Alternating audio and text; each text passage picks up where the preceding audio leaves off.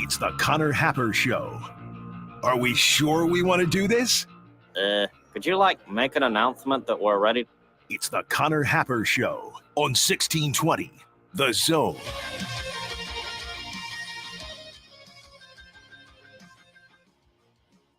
All right, welcome in. Happy Thursday. The Connor Happer Show with you here on 1620 The Zone, 1620thezone.com. Happy College World Series Eve. Everybody here. Everybody ready to roll. I've been told by well-embedded moles who just drive by, who are just driving down I-80 apparently, that billboard on 72nd and I-80. Yeah, 72nd and I-80. It used to be like the Storm Chasers countdown. Yes, I'm familiar. Apparently that billboard has turned into it's been bought by Oklahoma and it says welcome to Oklahoma or something like that. Really? Oklahoma. Now what? Are we making up words? What? Well, Ole Miss is doing something similar, Omaha or something like that. I've seen Omaha. Yes. So that's apparently the thing to do, but you're buying a billboard, not just a cardboard billboard. You're buying a nice billboard. Uh-huh. Why? Buying billboards buying billboards is not dead, apparently. I guess literally planting your flag. Yeah. In the city of Omaha is a big thing. Look, everybody's driving down I-80. They're probably not staying downtown because they got to go to their hotel, which is at least 30 minutes away because everything downtown is so crowded or costs $1 million. So where do you put the billboard? Right there on I-80. And you're telling people, welcome to Oklahoma, which not exactly sure. You could have probably worded that a little bit better. Yeah, it feels like we're forcing it. Maybe this is a thing that is buying billboards back. First poll question of the day. Love it. Maybe we should get a billboard, Josh. I've thought for years, okay, sometime in my radio career, there's going to be a moment where the perfect bit is buying a billboard, and I will pull the trigger when the time comes. Oh, wow, this is exciting. But that moment has not come yet. No, it's not happened yet. That's okay, and you can't force it. Yeah, it's got to be organic, and then we'll have a billboard somewhere in Omaha. And people will take pictures of it and send it to us. The College World Series is quote unquote open practices going on down at the stadium right now. The opening ceremonies are #back, which is exciting. And the first games being on Friday is #back, which also a good thing. I'm pro. Yeah. So we have Oklahoma, whatever they're calling that, Omaha, which is Ole Miss, and then the Omahogs. Oh yeah, that too. So, and that was kind of the OG, and then everybody started to. I think there was the Oma Frogs. Yep, TCU did that. Glad they didn't do Frog Maha or something like that. Should we just make up a theme, a slogan for everybody's Omaha trip this year? You can't really do Aggies, Texas A&M Omaha. Tex Omaha. I don't think Texas would even like that, to be honest with you. True. Stanford Cardinal, really nothing there to work with. Tree Maha. Oma Tree. And we're working on this. You can text into the show. Auburnaha. Anytime. Yeah, Auburnaha. Tiger Maha. Yeah, okay. There's a reason why they don't have it, I suppose. You can text in the show, 402-951-1620. You can email in Connor at 1620thezone.com on the Equitable Bank inbox. Today on the show, we'll have Jacob Padilla of Hill Varsity. Game 6 of the NBA Finals is tonight. The Warriors have a chance to close it out. We'll talk narratives and we'll talk basketball with him. Also, a little noise potentially for Nebraska basketball on the in-state recruiting front, being very upfront with the early contact period over the last couple of days with some in-state prospects saying, hey, look, we're here. Don't forget about us. Good on them for that. And also that the NBA draft is next Thursday, and still nobody knows what's going to happen. We still have another week before this thing, but a bit of a primer there with Jacob Padilla. Sam McKewon will join as well. Michael Bruntz in the noon hour. The lineup today is powered by the Rooferees at John Higgins Weather Guard. A few different things to get into. Did you watch? Were you locked in on the hockey last night? I will admit. Oh, don't. No, I will admit. Scrolling through Twitter, watching the Braves win their 14th straight. Yeah. Twitter, overtime, free hockey. I'm like, oh, you have to go. Sorry, Braves. It is so stressful. Luckily, I got there in time. It was a quick OT. I'm a quote unquote Avs fan. I don't really care about the Avs. I'd rather them win the Stanley Cup than not win the Stanley Cup this time around. But I mean, I'm not like living and dying on everything that happens with the Avs. So I'm not even really a fan. I'm just sort of an innocent bystander watching playoff hockey whenever, the rare times that I do tune into playoff hockey. And then it'll end up in overtime. It is the most stressful, and this is everybody's take that happens afterwards. It is the most stressful thing that there is in sports. As overtime hockey. As a Blackhawks fan, I've lived through this. It's absolutely true. It feels horrible. Even when you win, you get the goal and you're like, that's it. It's just okay, but it's not even celebration. It's relief. Your heart is still racing. Yeah, it's relief. Exactly. It's relief that you don't have to deal with the stress and pain that you've been doing. Now, luckily, that's over. Okay. Luckily, last night they ended, a minute and a half into overtime, so that stress didn't last too long. The Avs had the puck for the majority of it and then finished it off. So they take a 1-0 lead in the Stanley Cup final. Well, longtime Avs fan Russell Wilson was there cheering them on to victory. It looked fun in Ball Arena. Yeah, that's like the mason jar, right? Like Ball mason jars. Apparently, Ball is the maker of many cups or cup-like products. Oh, you got to call the arena the mason jar, right? The mason jar. Also, is it not Pepsi Arena anymore? Ball. I learned a lot about the city of Denver last night. No, it's not called. Did you ask if it was called the Pepsi? Yeah. No, they changed it over from the Pepsi Center. That was probably like 6 years ago, and someone's yelling at the radio like, "Yo, you idiot!" No, it was a few. It was a few years ago. Okay. You're not that far off. But it's over to Ball Arena now. Is that one of the most, even in the new era of the arenas that are sponsored? Everybody's got a sponsored arena, right? It's known as one thing. The Pepsi Center was one of the, this has been this way for a long time. This is how I know it. Yeah. Oh yeah. The Nuggets and the Avs, they play at the Pepsi Center. What did we talk about the other day? Miller Park, now American Family Field or whatever. I won't call it that. It's Miller Park. Have we sold our souls that much that we have a special connection to these specific brands? I mentioned this with TD Ameritrade Park. That ballpark opened. It was TD Ameritrade Park for 10 years. And then they changed it to Charles Schwab Field. And you're like, hey, I kind of like TD Ameritrade Park. The brands that are just associated with the stadiums. 2020 is when that name changed. Oh. So I was dealing with other things, as we all were in 2020.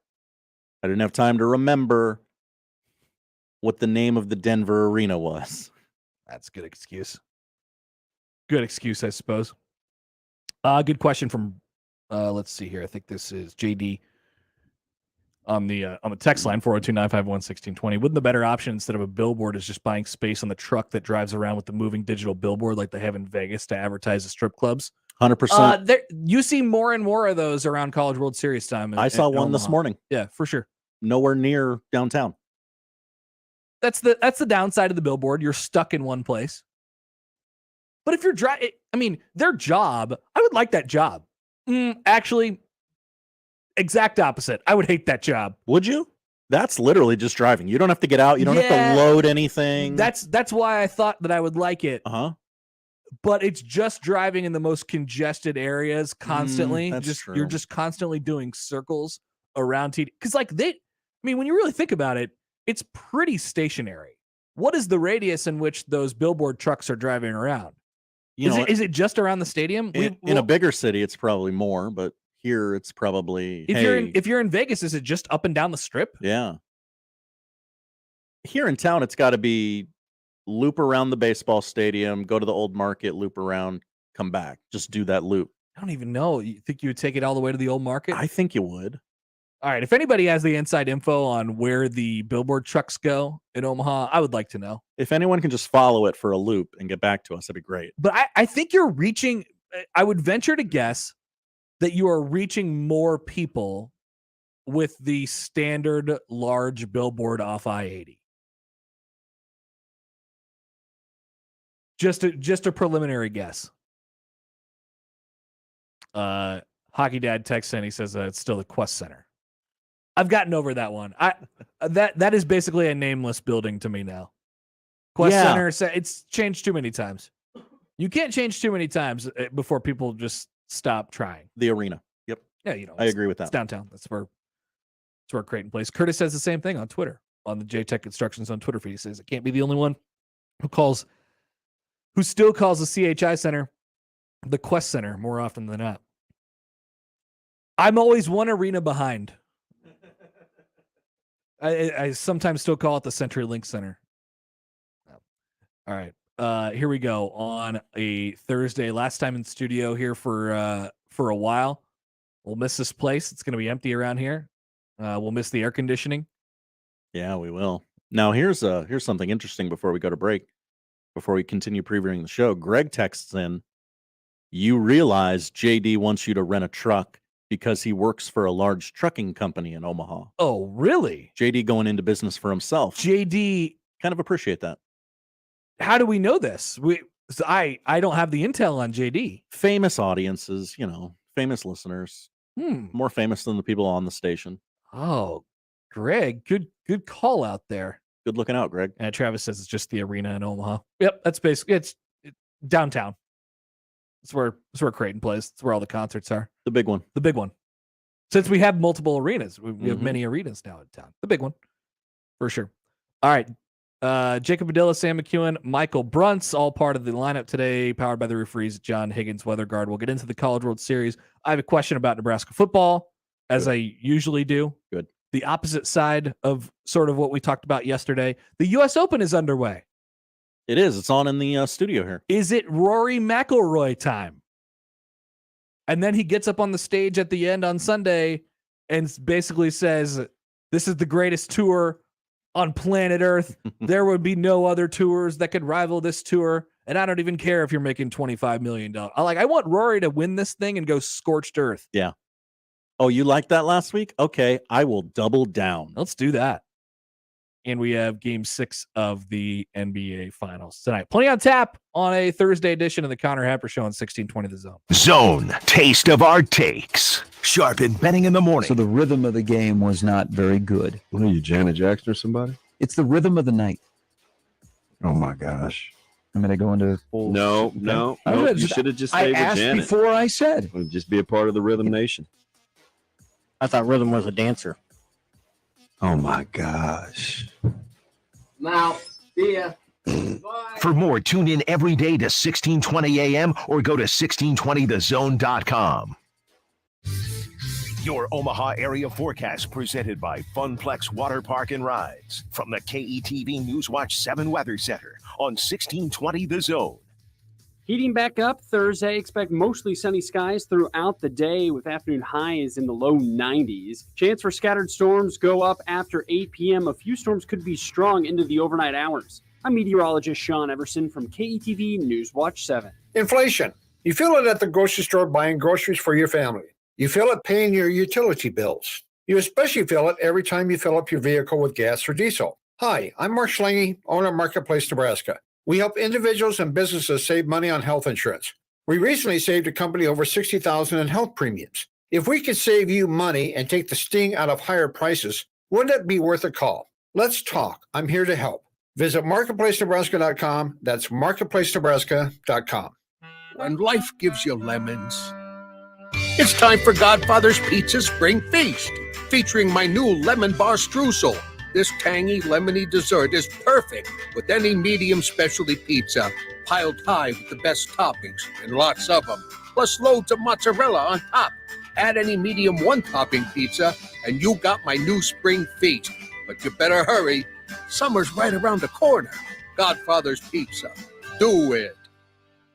We're in the most active season of the year right now. And if you have joint pain, hip pain, knee pain, maybe back pain, shoulder pain, I've got fantastic news for you. QC Kinetics is helping people here get the fun back with advanced regenerative treatments from local medical professionals. Regenerative medicine is the hottest thing going. It's basically taking growth factors with healing properties from your own body, highly concentrated, then putting them back into your aching joints. This exciting in-office non-surgical treatment can repair and restore damaged tissue in your joints, giving you real lasting relief from pain. QC Kinetics is the nation's leader in these cutting-edge all-natural options, and the patient satisfaction reports are incredible. They have over 100 clinics nationwide, including right here. You can get real relief from pain with no surgery, no drugs, no downtime. Stop putting it off. Call QC Kinetics now to learn more about regenerative medicine and get a totally free in-office consultation. Call 402-205-4960. That's 402-205-4960.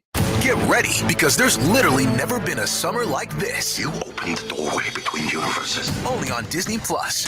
With blockbusters like Star Wars Obi-Wan Kenobi. Stay hidden. Solar will not survive. Marvel Studios' Doctor Strange in the Multiverse of Madness. Streaming June 22nd. I did what I had to do to protect our world. Disney's Baymax. Streaming June 29th. And Miss Marvel. Do you know what you are? Superhero. All these and more streaming this month on Disney Plus.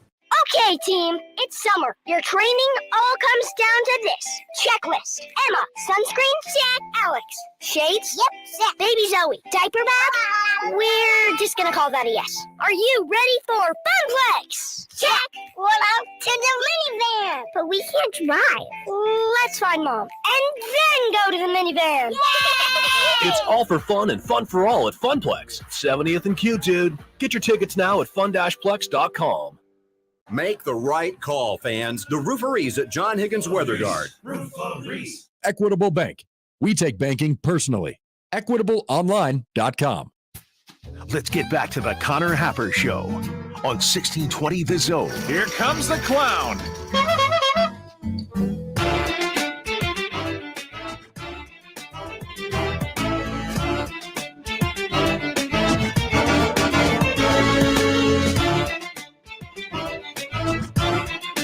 We get a text here. It says that there's a report of seeing the digital billboard truck on 156th and Pacific. Going the wrong way. The circle may be bigger than I thought. I saw it out west today or yesterday. I don't remember when. Now, if you're the billboard company, you're paying to fill up the trucks too with gas. Just all you're doing is burning gas for an entire day. You better be making money for that advertisement. That's an interesting spot there. Like I said, U.S. Open on right now. We get a tweet here from the official Husker fan of Dallas. Says the live is dumb, but Rory's unrelenting support of the PGA is just as dumb to me. It definitely sounds weird. Yeah, PGA. It's the best. I appreciate it. Like I want this sort of. I don't want the division. I guess, but those guys decided to go to the other side for the wrong reasons, and Rory's just playing like the I would never do that card because I am, because I love the game. I can understand how that would be annoying. I'm all for it though. I'm rooting for Rory. Rory's the I don't know if he's the face of the PGA Tour. He is sort of like, I don't know. Easy to root for, right? Or am I just making that up? No, I think you're right. Absolutely. He is, because of us making fun of the live for several different reasons. You are therefore on the side of the PGA. So when they start mocking when they start mocking the golfers who are on the live tour, yeah, that's pretty funny. It's funny, and I'm here for golf to be interesting in any way possible. Absolutely. Yeah, I'm totally with you. The Big Ten basketball on the women's side has announced their conference schedule for next year. We're just going through it. They in Nebraska sent out an email from what their team. It's tough to think about. So they went 24-9 last year. They went to the NCAA tournament. They lost in the first round. And remember, we got two really, really good. I think I asked Jacob this a while back. Like, pick one for the upcoming basketball season on the women's side, Creighton or Nebraska. It is an absolutely tough pick. Those are two top 25 teams going into the season. Nebraska won 24 games last year. Went to the NCAA tournament and return everybody, and arguably get better on the bench with a transfer and then a couple freshmen that they bring in as well. That should be exciting. And so they announced their schedule. Amy Williams, I can't remember. I was trying to find the tweet during the break, but I think Amy Williams said the other day, like, hey, we think we can get to the point, maybe at some point this year, we pour all our resources in where we could sell out a women's basketball game. 15,000 people at Pinnacle Bank Arena. It'd be pretty cool. People will support a winner. They'll do it in Omaha. They'll do it in Lincoln. That is for sure. All right. Let's get in. Here's my Husker football question, or the opposite side of yesterday. So talking about finishing off the season or getting to that 7-win mark and then finishing 7-5 and how that would feel and all that stuff. And I still maintain, look, you're going to have to see how it plays out first. That's part of the reason why the quote unquote metrics or a number, that it doesn't exactly make a whole lot of sense to me. I understand wanting to, write that down and put it on a piece of paper so you can sort of be held to something, but it's all about the feel. Like, I mean, to a certain extent, you can't lose 4 games. You can't win 4 games and say, oh, actually we're headed in the right direction. You can't do it again because you just did it. Actually, it was 3. You can't do that again. So there's limits to this thing. So getting off to a hot start with Nebraska football. How about this? If you look at their schedule, Nebraska's going to be favorites likely in 7 of their first 8 games. Now, this is it's depending a little bit on how things go for Purdue. They're already a 4.5-point dog against Oklahoma. I don't see where that flips unless there's some sort of catastrophic injury on the Oklahoma side, but they're going to be favored. They're 11.5-point favorites against Northwestern. That's not going to change that much. North Dakota, Georgia Southern. Then there's Oklahoma, Indiana, Rutgers, and Purdue. Those are your first 8 games of the year. I'm sorry, Illinois too. Include them. Those are your first 8 games of the year. You're going to be favorites in at least 6, probably 7 of those games. So one thing that I have with my propensity to spreadsheet is I have a running list of all of the games just that I can keep handy, and then all of their spreads too. So what you are expected to do the week going in. And I've found it to be really, really useful when sort of thinking about Nebraska football and the way that we talk about it and predicting them at times as well. They're going to be favorites in let's just say they will be favorites in 7 of their first 8 games. Would you like to know, Josh, Nebraska's outright record? This is outright. All you have to do is win the game as a favorite over the last 4 seasons. Outright, or would you like to guess? Their outright, one more time, their outright record as a favorite, not against the spread. Okay. All you have to do is win the game at all when you are a favorite. When they're a favorite. So now I also have to guess how many times they were a favorite. I will give you that number. Okay. They have been a favorite 24 times. 6-18. Does that add up to 24? Well, it does. Okay. But like theoretically, they should be a lot better, right? Yeah. This exercise. I was looking for you to say, like, I don't know, 20-4. Oh, 20-4. Okay. I should have prepared you for I knew that's why you weren't. I knew that's why you were bringing it up, because it wasn't good. But right, like what? Not a lot of TCB going on. You're a favorite going into a game. You should be expected to win it under any circumstances. Now, in some games, you're expected to win it by a touchdown or 2 or 3. Nebraska is 13-11 as a favorite. 13-11 outright. Oh, okay. As a favorite. So better than I anticipated. That is not good. That's not good, though. It's over 500, Connor. Yeah, but that's not where you want to be. You're 13. Let's put it this way. You're 13-11 in games you're supposed to win. Right? So, I mean, that's pretty jarring in and of itself right there. I don't know if you have this in front. How many of those are against? I can tell you which games they are. You know, the Furmans of the world. How many of the wins or how many of the losses or just how many of them? Well, the wins would have to be against like just really bad. Okay. I can tell you all the games in which they won that they were favorites. Okay. There's 13 of them. Are you ready for them? Okay. 2018 Minnesota. 2018 Bethune-Cookman. 2018 Illinois. 2018 Michigan State. They ended up being a 1-point favorite in that game. 2019 South Alabama. 2019 Northern Illinois. 2019 Illinois. 2019 Northwestern.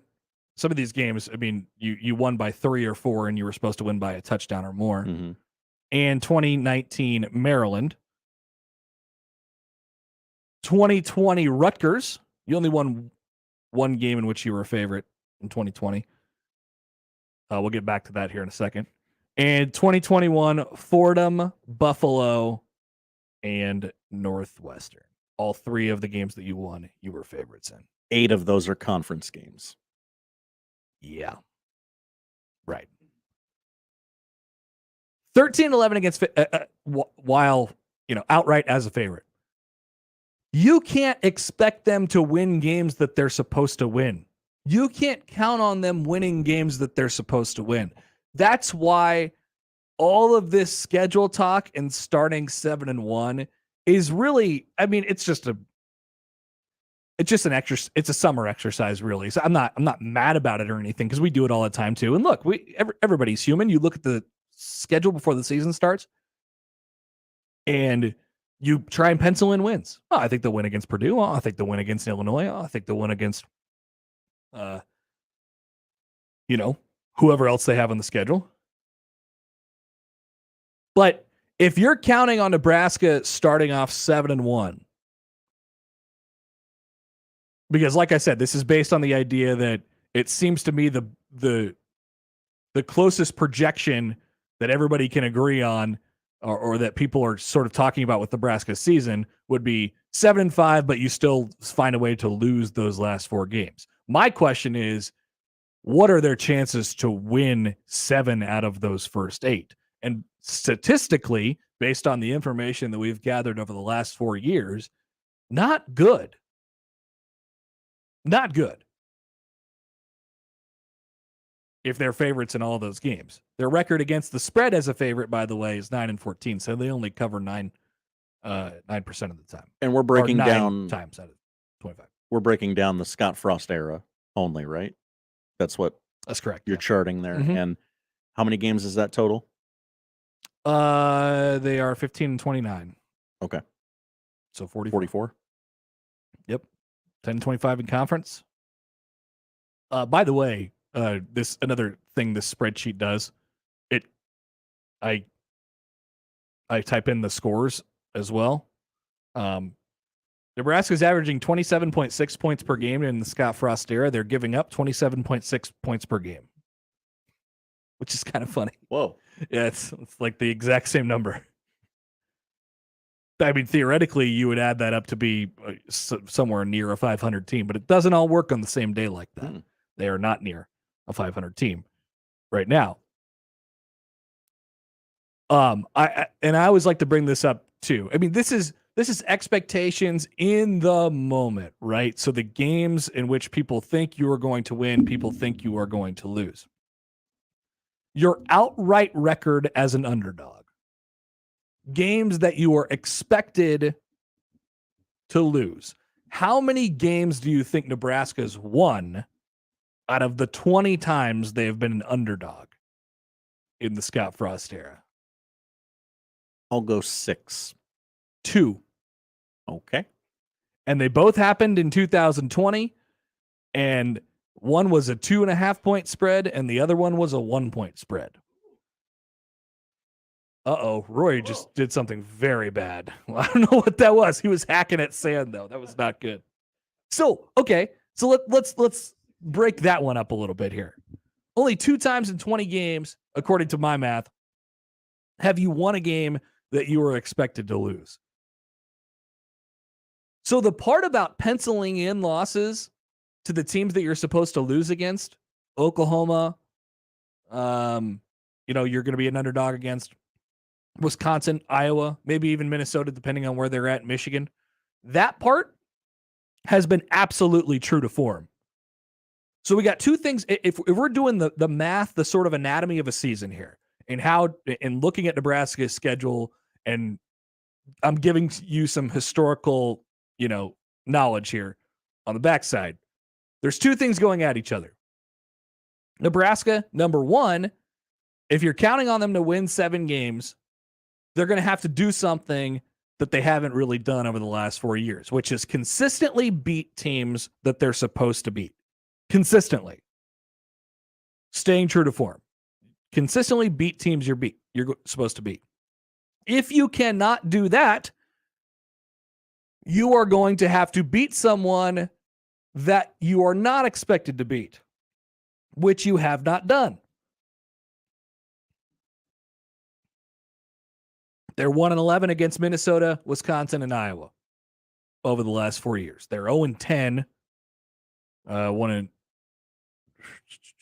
So they have one win against Minnesota, no wins against Iowa, Wisconsin over the last 4 years. So I guess it's 0 or 1-12, I suppose. So you're hanging sort of on a thread when predicting Nebraska's season. That's the danger of looking at a schedule and then checking off wins and losses and wins and losses. We all do it, and I'm still it's not going to stop me from doing it. But just know that when you type that out, when you write that down, there's going to be 1 or 2 based on history over the last 4 years that they're going to lose that you expected them to win. And there won't be one historically based off of the last 4 years that they'll win that you're expecting them to lose. So the margin for error is 0, and Nebraska's error has been massive over the last 4 years. That's just history. Now, can you flip that script this year? I hope so. For the sake of everything, I hope so. But that's just what they've done in the Scott Frost era. Jamie asked if this is, how long of a time frame is this in? How many total games is it in the Frost? Yeah, 44 games over the last 4 years. Let's take a phone call here. We got random Mike on the line. Hello, Mike. How are you? Enough of the bull. Enough of the bull. Enough of the bull. He's bringing it back. Put it on a T-shirt. Do you like it? Yes, I've said this before. I like it. Do you think it would help the Husker men's teams virtually across the board to have that be their slogan? I don't think slogans help football teams, but that's just me. Okay, I was going to ask you that. Because are you anti-PJ Fleck like so many people seem to be around here? No, I think, I think he can get annoying. I understand the annoyance, but I think he's a good football coach. Yeah, and obviously he's big on slogans. But hey, Osborne's first national championship team, this was after like 25 years of excellence, had a slogan. Yep. Right? We've seen slogans around here before, that's for sure. So they can work. I mean, they can help. I think they do help. How much they help? But I think they help when you're doing that last rep or running the stairs when you just, hey, this is ridiculous. We've done enough work. And then you see what look, I'm saying? That slogan. Mike, we know football coaches. They're going to have slogans. There's no doubt about it. My question is whether they're actually doing anything or not. But I think they do. And Look, you're talking about winning games you should win. Osborne, I think, more than any coach maybe in history, won the games he should win. Absolutely. Yep. They took care of business.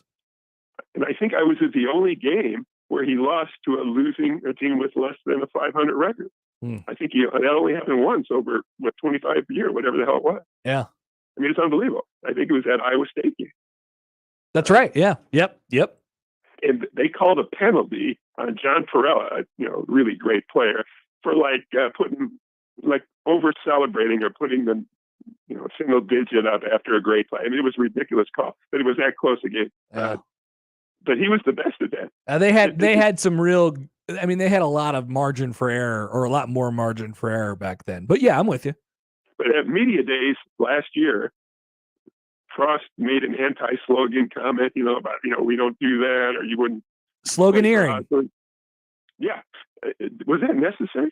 Because it was sure taken badly by Minnesota and their players, their coaches, and their fans. Don't you think? Yeah, I don't think those guys really like each other or care for. They're just actually, I don't even know if it's that. They're just on totally different pages as far as how they sort of view the world, right? Like those guys would never get along. It's as simple as that. It was unnecessary, though. Yes. Yeah, I mean, why antagonize him? Anybody that saw that game, particularly in the first half. Yep. Well, you remember 2019 when they were complaining about the weather or whatever afterwards, and PJ goes, "We love our weather," and that whole thing. Yeah, they'll do that to each other from time to time. Look, in our special teams. I mean, don't you agree, guys, that there's a good chance it's going to be so much better this year than it has been? That's the hope. I hope they could sort of. I mean, the starting point is break even, and then you sort of go from there. And I think, look, even if they break even, I mean, that could get them another win. Huge improvement. Yeah. But we've had virtually no return game since he's been here. Correct. In Nebraska, you're talking about what Osborne was really great at. Since I've been a Husker fan, longer than you guys, return game has been a huge positive for us, not a negative. Oh, for sure. I mean, Nebraska. I mean, I even go back to the Bo era because I mean, the Osborne era was such a different deal in terms of talent, and then who was around you as far as the quality of competition and stuff like that. But you can go back to the Bo era, and they were. I don't know that there's that much of a difference from where they are right now, talent wise, from where they were at, except for the couple guys on that could really win you games, the erasers, as we like to talk about, like the Taylor Martinez's and the Amir Abdullahs. But they were really good at special teams, or they didn't make special teams hurt them. And in some cases, they were really good at special teams, and they didn't lose games that they weren't supposed to lose. They didn't. They lost to teams badly that they were supposed to lose to, and that's part of what got Bo fired. But no doubt. they never lost to the Purdue's and the Illinois of the world. Yeah, and I'll tell you, we agree. The O-line and the D-line are huge, and I think you agree with me that we've lost our best O-line and our best D-lineman. That they could have stayed another year, and that's kind of unfortunate. Yeah, I mean, Cam, if you're gonna have a chance to go to the second round in the draft, I mean, that's tough to pass up. Oh, absolutely. But if you remember, when he made that decision, I don't think people were talking second round. No, he definitely shot up the draft boards. But, I mean, I think it was probably, it's on the borderline. I understand that one more than a guy like Damian Daniels or, DeAndre Thomas even, who I don't even know what he's doing this year. No, I agree with you. And Daniels, and I think when he got hurt, that really hurt. I think he would, if you just listen to the other players, our linebackers, Dolman, talk about part of their success was how good Damian Daniels, and they always pointed him out more than, don't you agree, more than any of the others? Oh, absolutely. Yeah. They viewed him as sort of the anchor of what they were doing. Yeah. But hey, I got a good feeling about Whipple. I think you do too, right? I do. Yeah, I like Whipple. There's a lot of stuff that I like about where they're going right now. They just have to completely course correct on what we've known of them for the last 4 years. It's going to be an adjustment. And I told Josh this before that I'm a big Charmin ultra strong guy, and Mr. Whipple, the legendary Charmin. I did look up that commercial that day after you said that. Yeah. and I like the no socks, but I like why he came here. I think he came here because this was Nebraska, and this is kind of his last hurrah, and he loves the challenge of it. Yeah, I laughed when we were all sitting there that day at Memorial Stadium when they brought him out and he talked for the first time, and basically there's like, why are you here? And he was like, well, it's Nebraska. And I like when coaches come in and say that stuff because there's still a reverence for the old school Nebraska for sure. Yeah, you have to be a certain age to have that reverence. Unfortunately, all the kids know is we haven't been good, and the kids around here know not only we haven't been good, but people around here bitch about it all the time. Yeah, he was almost like, are you kidding me? Like, why are you even asking this question? You know? And we're like, I don't know. They've kind of haven't been good for the last 20 years. But and Connor Gentilini's last words was, I think, to Bill Moose, said, hey, we need Nebraska to be Nebraska. There's no doubt. There's no doubt. All right, take care, buddy. Thanks, Mike. I that's a great point right there. And I have a we'll talk to this. Who did I write this down for? Sam or Bruntz today? Sam, because Sam wrote down he ran down the top 10 Big Ten non-conference schemes. And I sort of wonder how Nebraska will approach scheduling going forward. Bill Moose, I think he wanted to put Nebraska on the biggest stages as he possibly could. And we'll see how Trevor Albert sort of approaches this over time. But I wonder how much the TV networks have input in this thing. And they say, yeah, we need Nebraska to play a big non-con game every year. Because look at the rest of these schools around the Big Ten. And I would encourage you to look at Sam's list. Because after about the top 4, it falls off pretty hard. So we need Nebraska to, have this big or, you do what the Big Ten has started to do now and you play conference games in week 1 and you sort of make up that difference there. But the TV networks, yeah, there's no doubt about it. And who we talk about? The TV networks, we're talking about Fox. Absolutely. They need Nebraska to hold up their end of the bargain, and they need Nebraska to play in big games. Travis says it's not the slogan. It's about getting the group to buy in and believe. You can have a slogan, but if the players don't believe and buy in, it's pointless. Yeah, I'm kind of with him there. Sort of with Travis there. Slogans are cool for t-shirts, though. Hell yeah. Can we draw a correlation, a line between Nebraska's slogans and how good they were? Ooh. My response is no, not really. But who am I kidding? I like a good slogan. Josh, you like a good slogan? I do. I was a big fan of my mind's blanking. The Restore the Order. Was that it? The 07, 08, the mediocrity quote from the AD. Oh, you're talking about Eichhorst? Yeah. We couldn't, or Steve Peterson. Steve Peterson. We couldn't, yeah, see the mediocrity. Yeah, and then which is where Restore the Order came from, right? Yeah, and then Eichhorst said something similar later. We couldn't. We had to evaluate where Iowa was. And that's got to be on a T-shirt in Iowa City somewhere.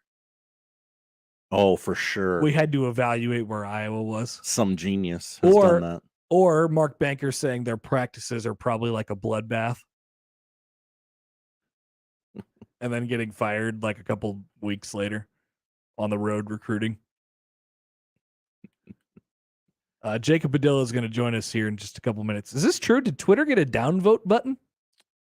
What is this? Reddit? Yes. Not everyone has that. Why not everybody? Why does Cody have it and we don't? Well, everyone doesn't get the same update at the same time. For whatever reason. Gotcha. Well, we'll wait on that. What's going to happen to our tweets? People are going to downvote our poll questions. No. They love the poll questions. They do? Do you love the poll questions? Are we scared? Are we too scared to ask that question? I kind of am, yeah. So I don't know what Rory was doing over there hacking out of the bunker 42 times, but he seems to have had bit of a, well, he's still 2 under, so he must have been okay on that hole. Yeah, he really let his club have it on the lip of that bunker. Sometimes he gets triggered. That's okay. Gravitate into mediocrity. That's it. Gravitate. Yeah.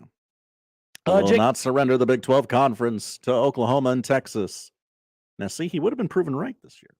Jacob Padilla of Hill Varsity will join us coming up. Game 6 is tonight in the NBA Finals. We'll talk some narratives. We'll talk individual players, a little Nebraska basketball, and some NBA draft as well. Jacob next here on 1620 The Zone. The best way to catch all the action is on 1620 The Zone. And no line for the bathroom. Summer is here, and if you have a gotta get it done this year project, trust the official exterior experts of the Huskers, J-Tech Construction. Call them for a free estimate on roofing, siding, windows, or even solar. They're close by with 3 locations in Nebraska, including Lincoln, Grand Island, and Omaha. Need financing? J-Tech offers 0% interest for 60 months. Call 402-261-3682 or go online to yourexteriorexperts.com. J-Tech Construction, Nebraska's exterior expert. Smart homeowners know that proper maintenance of their home's AC can save a bundle in the long run. Trust our comfort specialists at 1 Hour Heating and Air Conditioning to keep your AC running strong. A proactive tune-up can actually help your AC run more efficiently and save you money on your electric bill. Just call 402-788-1234 to schedule your preseason tune-up for just $79. Always on time, or you don't pay a dime. Call 402-788-1234. Hi guys, it's Andrew with Brookside Medical Clinic. Is erectile dysfunction damaging your relationship? Are you sick of the pill and all the side effects? Well, welcome to the future. We have a major medical breakthrough. Brookside Medical Clinic uses the most advanced form of wave therapy. Backed by 60 clinical studies, our technology uses pressure waves to repair and open up blood vessels. We've helped countless men get rid of their ED. But what is the true end result? Their relationship, even their lives, improve drastically. If you're ready to regain your love life, call us right now, and not only will the assessment and ultrasound be free, we'll also give you a gift that produces immediate results in the bedroom. It almost never fails. This is worth $550, and it's free to callers right now. 402-671-7777. That's 402-671-7777. Put a stop to your erectile dysfunction and experience what I call the happiness ripple effect. Call Brookside Medical Clinic now. 402-671-7777. Being a small business owner means you're busy. So when you need a business loan fast, go with Rapid Track Loan from Core Bank. Visit rapidtrackloan.com to apply. At Core Bank, we make lending convenient. Loan subject to credit approval, not a commitment to lend. Additional terms and conditions apply. Member FDIC. You'd love a perfect smile, but you don't love going to the dentist. So don't leave home. Get the straighter teeth you've always wanted at Byte.com. That's BYTE.com. Byte makes invisible aligners that are designed to work from your home. They're doctor-directed and cost thousands less than traditional braces, with treatments that start as low as $82 a month. Order your at-home impression kit today from Byte.com. That's BYTE.com. Be confident. Be you with Byte. There are actually 2 kinds of cigars. The first is the one you smoke with beloved family and friends. The second, the one you enjoy with friends you've just met. And you'll find both at Hearth Cigars and Pipes Lounge. At Hearth Cigars and Pipes Lounge, there's a well-stocked humidor with some of the best bands from around the world, and a bar with your favorite cocktails and other drinkables. So what do you say? Which cigar will you be enjoying tonight? Hearth Cigars and Pipes Lounge, just off I-680 and 48th Street next to Cubby's. What I know about courage, I learned from my adoptive mom. She said sometimes you just gotta hold on and know we'll get through this. Mom, we are so high up. Hold my hand. No, you hold my hand. Here we go. Learn about adopting a teen from foster care. You can't imagine the reward. Visit adoptuskids.org to find out more. I learned patience from my adoptive dad. All he had to say was, "Hey, you got this. Just breathe." Hey, we're pretty good. Yeah. Might have to start a band. I Got it. Learn about adopting a teen from foster care. You can't imagine the reward. Visit adoptuskids.org to find out more. This message is brought to you by Adopt US Kids, the U.S. Department of Health and Human Services, and the Ad Council. I've been driving trucks for a long time. Safety is my #1 priority. I know that my truck has huge blind spots. That's why I remember to check my mirrors often for smaller vehicles. Everyone can help keep our roads safe. Next time you're behind the wheel, try to avoid lingering in those blind spots. It can be dangerous. Let's all plan to share the road safely. Learn how at www.sharetheroadsafely.gov. We put our lives on the line for our country. We braved the unknown. We did what we were told. And we lit up. Our cigarette packs were as valuable as the packs on our back. Maybe more. At one point, cigarettes were part of our daily ration. Smoke 'em if you got 'em. And boy, we were smoking 'em. Bumming a smoke was the norm. It was an escape from the reality of dirt, sweat, and forgetting how many days you were so far from home. Never had to worry so long as you had a light and the smoking lamp was lit. If that was you then, get your lungs screened now. Surviving lung cancer starts with a scan. Learn more at screenyourlungs.org. And thank you for your service. This PSA was made possible by industry funding and guidance from lung cancer patient groups. When life gives you lemons, it's time for Godfather's Pizza Spring Feast, featuring my new lemon bar streusel. This tangy, lemony dessert is perfect with any medium specialty pizza, piled high with the best toppings, and lots of them, plus loads of mozzarella on top. Add any medium one-topping pizza, and you got my new spring feast. But you better hurry. Summer's right around the corner. Godfather's Pizza. Do it.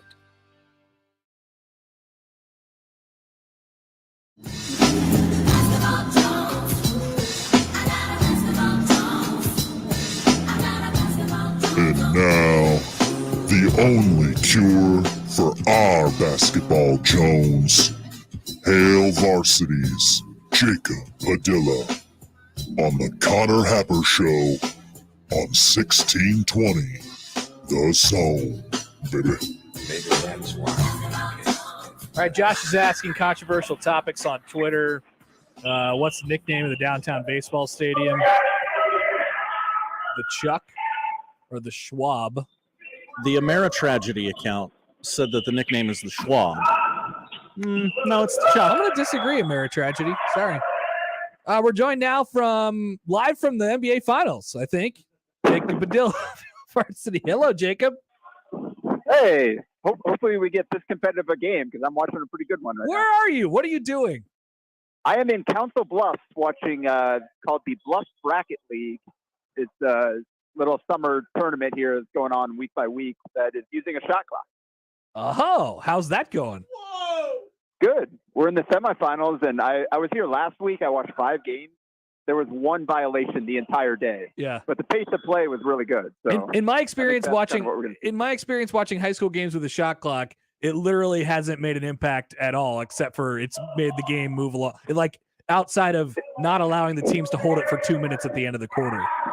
Exactly. The end of the quarters have been good. The overall pace of play. Teams just realize that they have to get into their action more quickly because you don't want to get to the point where you're stuck late in the clock and just having to throw something up. So you don't take 10 seconds to walk down and get everybody in place, and you just kind of get right into your action. You play with good pace and leads to some fun basketball. This will be good. We'll be able to tell when something big happens, and then we'll throw the brakes on the interview and we'll ask what's going on over there.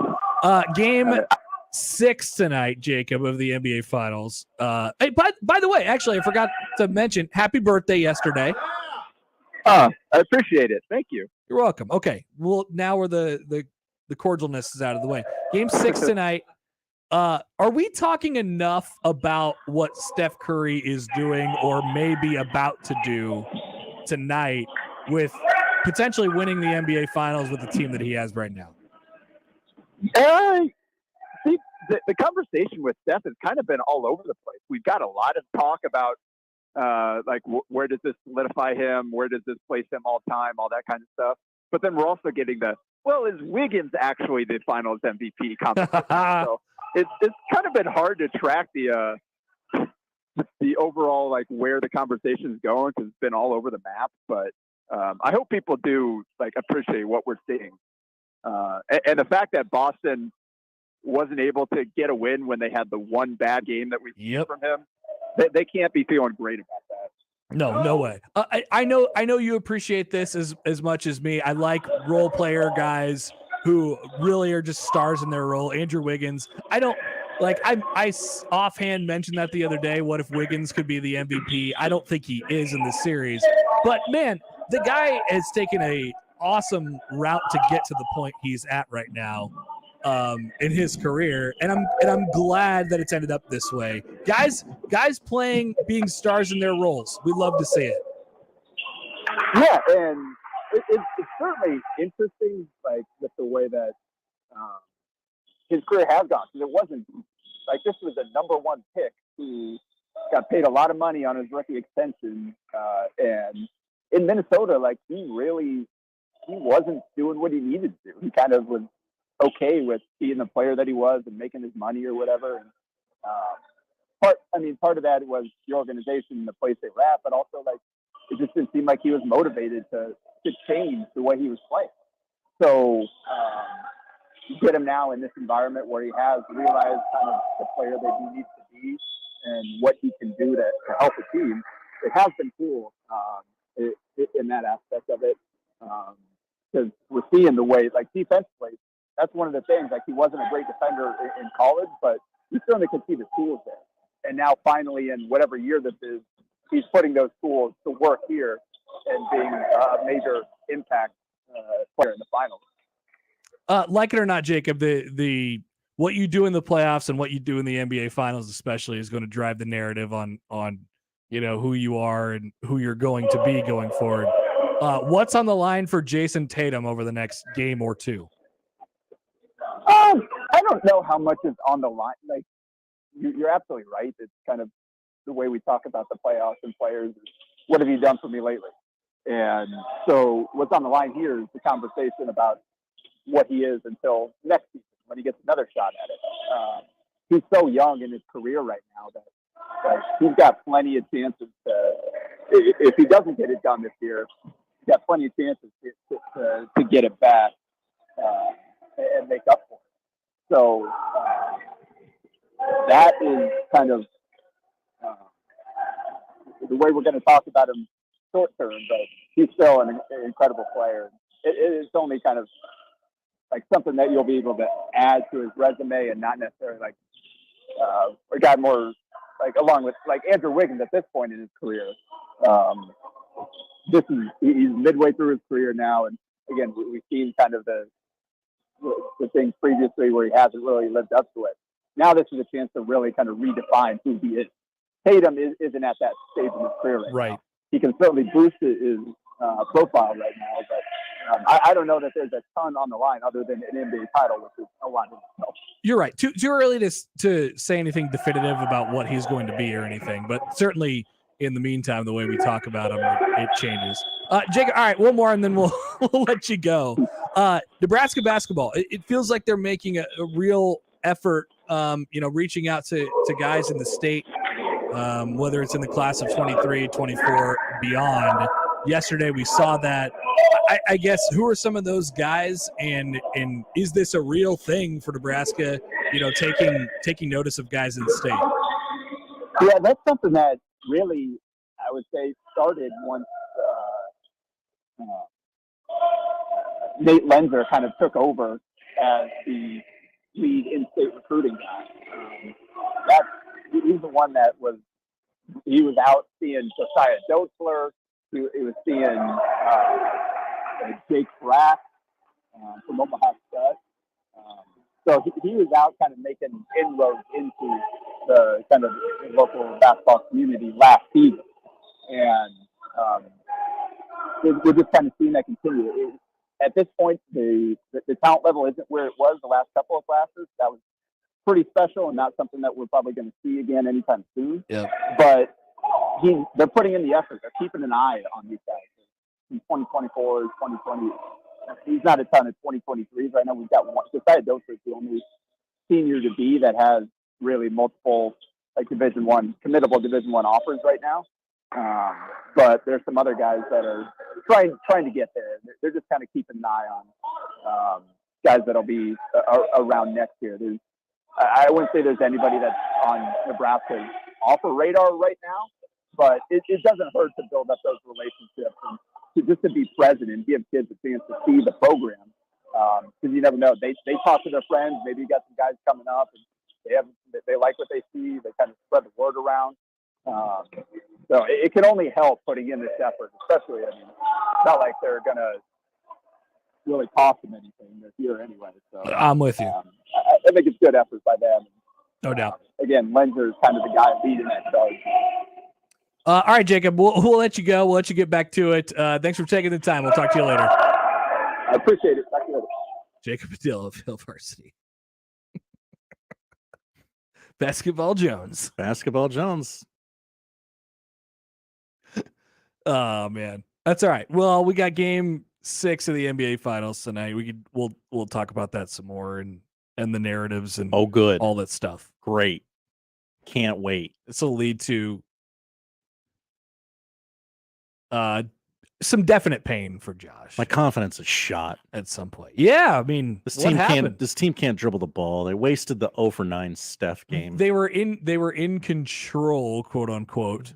I never really trusted that. Yeah, I didn't either, but it was nice to be up 2-1. It felt good. It was a lot more fun then. Yeah, things have changed quite rapidly over there. Sam McKewon will join us at the bottom of the hour. We'll come back. More up next year on 1620 The Zone. Live from the Host Coffee Studio, this is 1620 The Zone.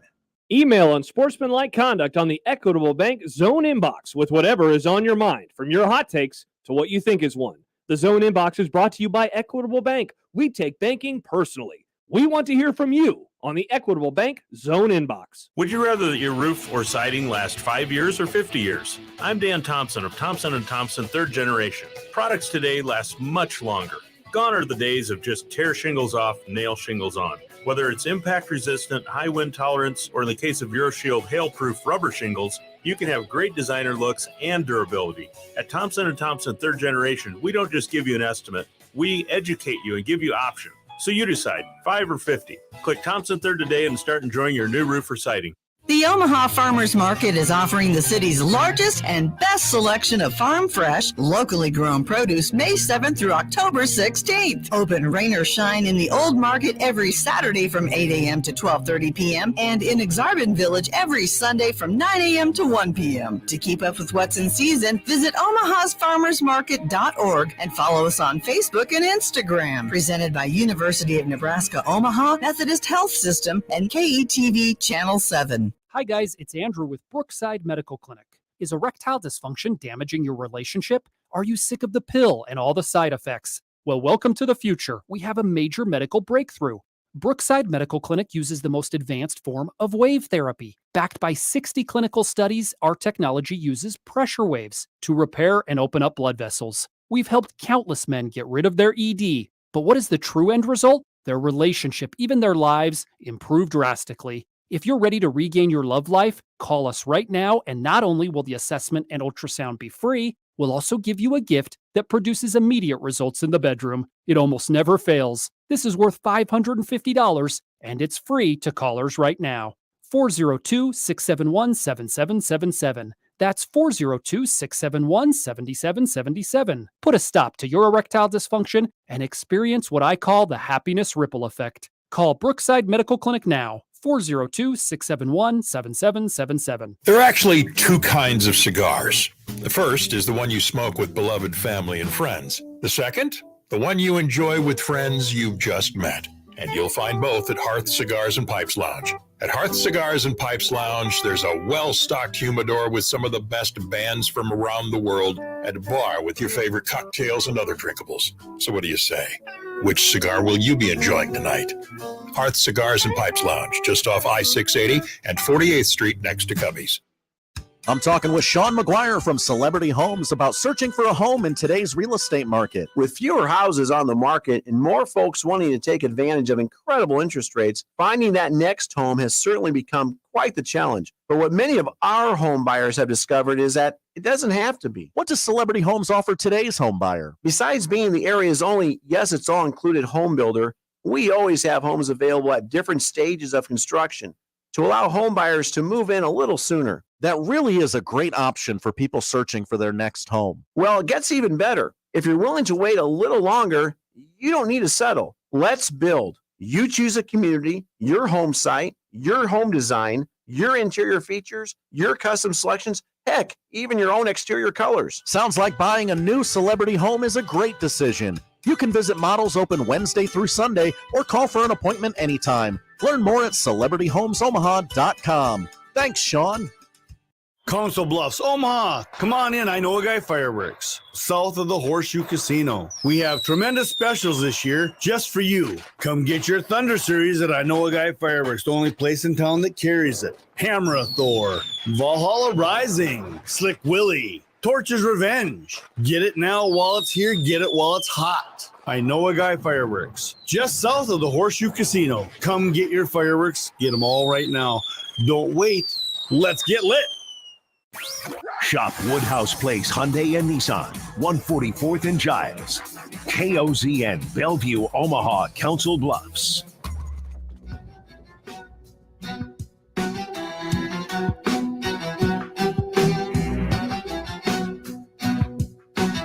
We talked about being an ambidextrous quarterback yesterday.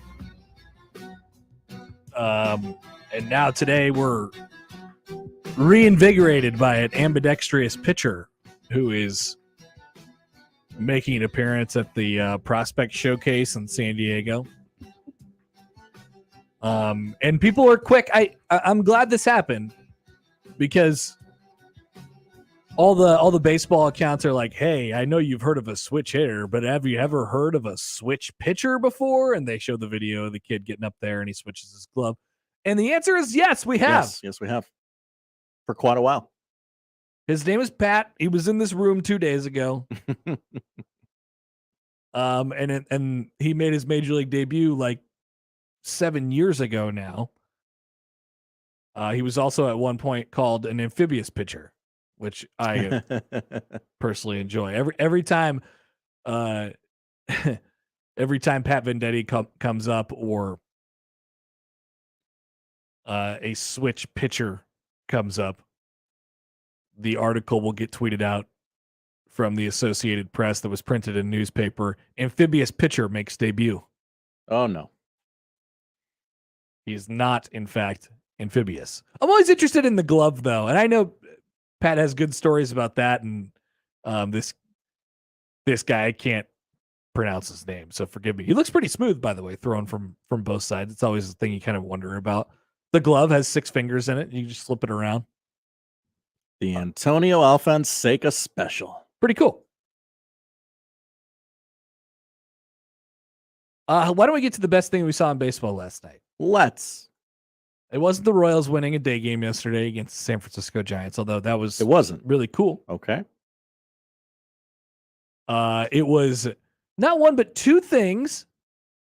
And we'll tell you the historical significance yesterday from the Houston Astros. Go ahead.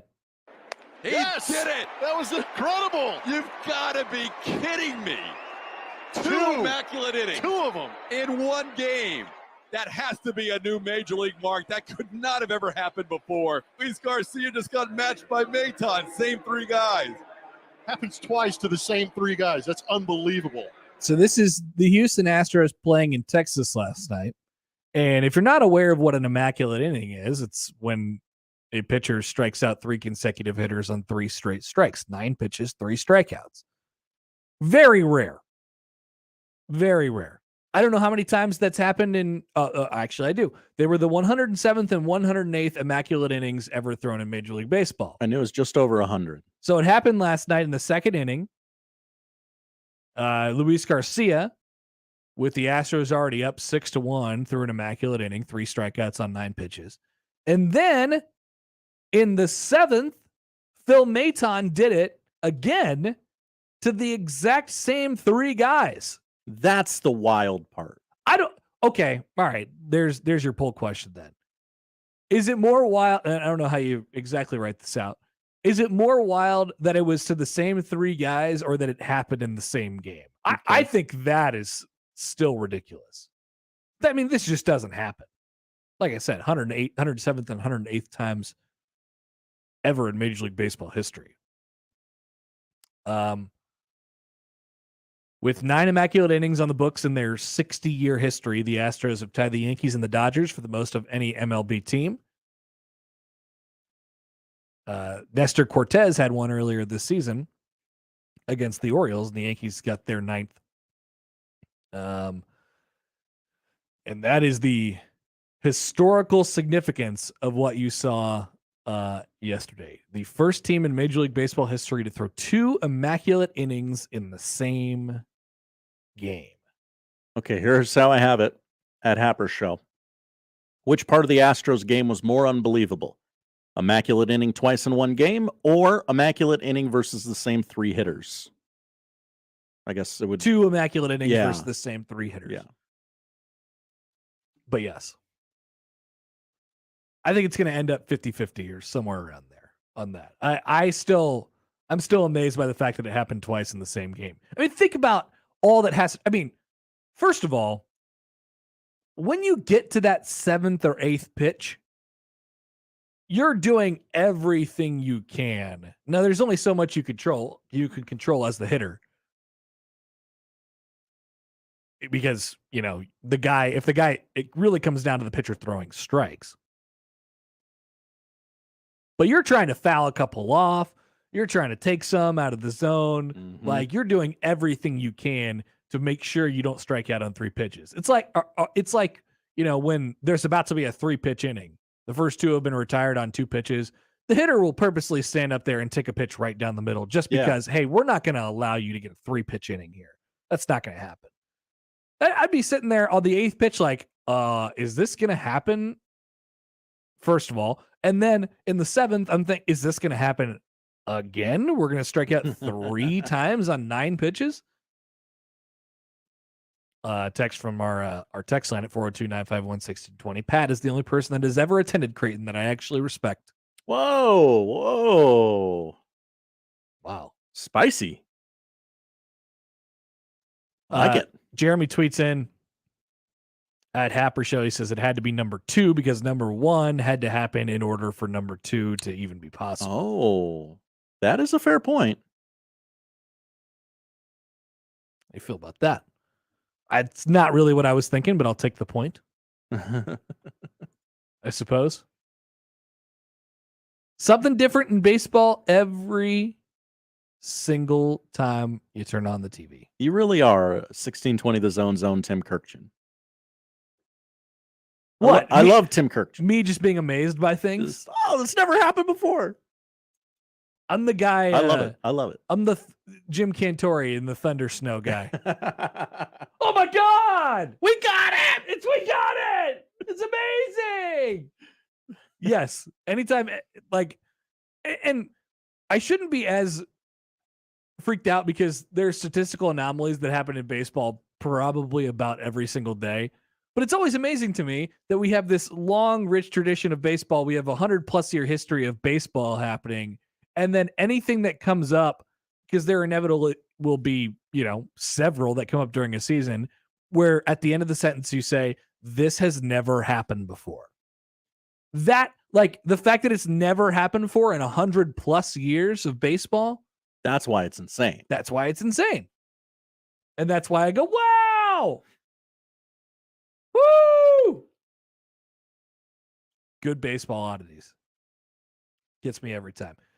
Sam McKewon of the Omaha World Herald is going to join here in just a few minutes. Have some questions for him about Nebraska's non-con, because he rolled through the Big Ten's top non-conference games of the season. There's some obvious ones up there. Nebraska, Oklahoma, by the way, number 2. Where'd Nebraska, North Dakota fit on that? Did not make the top 10. Really? Okay.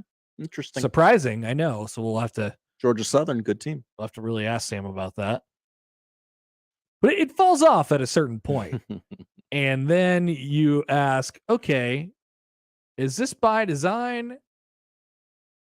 How do we really, how is Nebraska, how do we feel about non-conference games? How does the Big Ten feel about non-conference games? So like you stop me when you stop getting interested. Oh, okay. I like this game. Ohio State, Notre Dame. I'm in. Nebraska, Oklahoma. Oh yeah. Penn State, Auburn.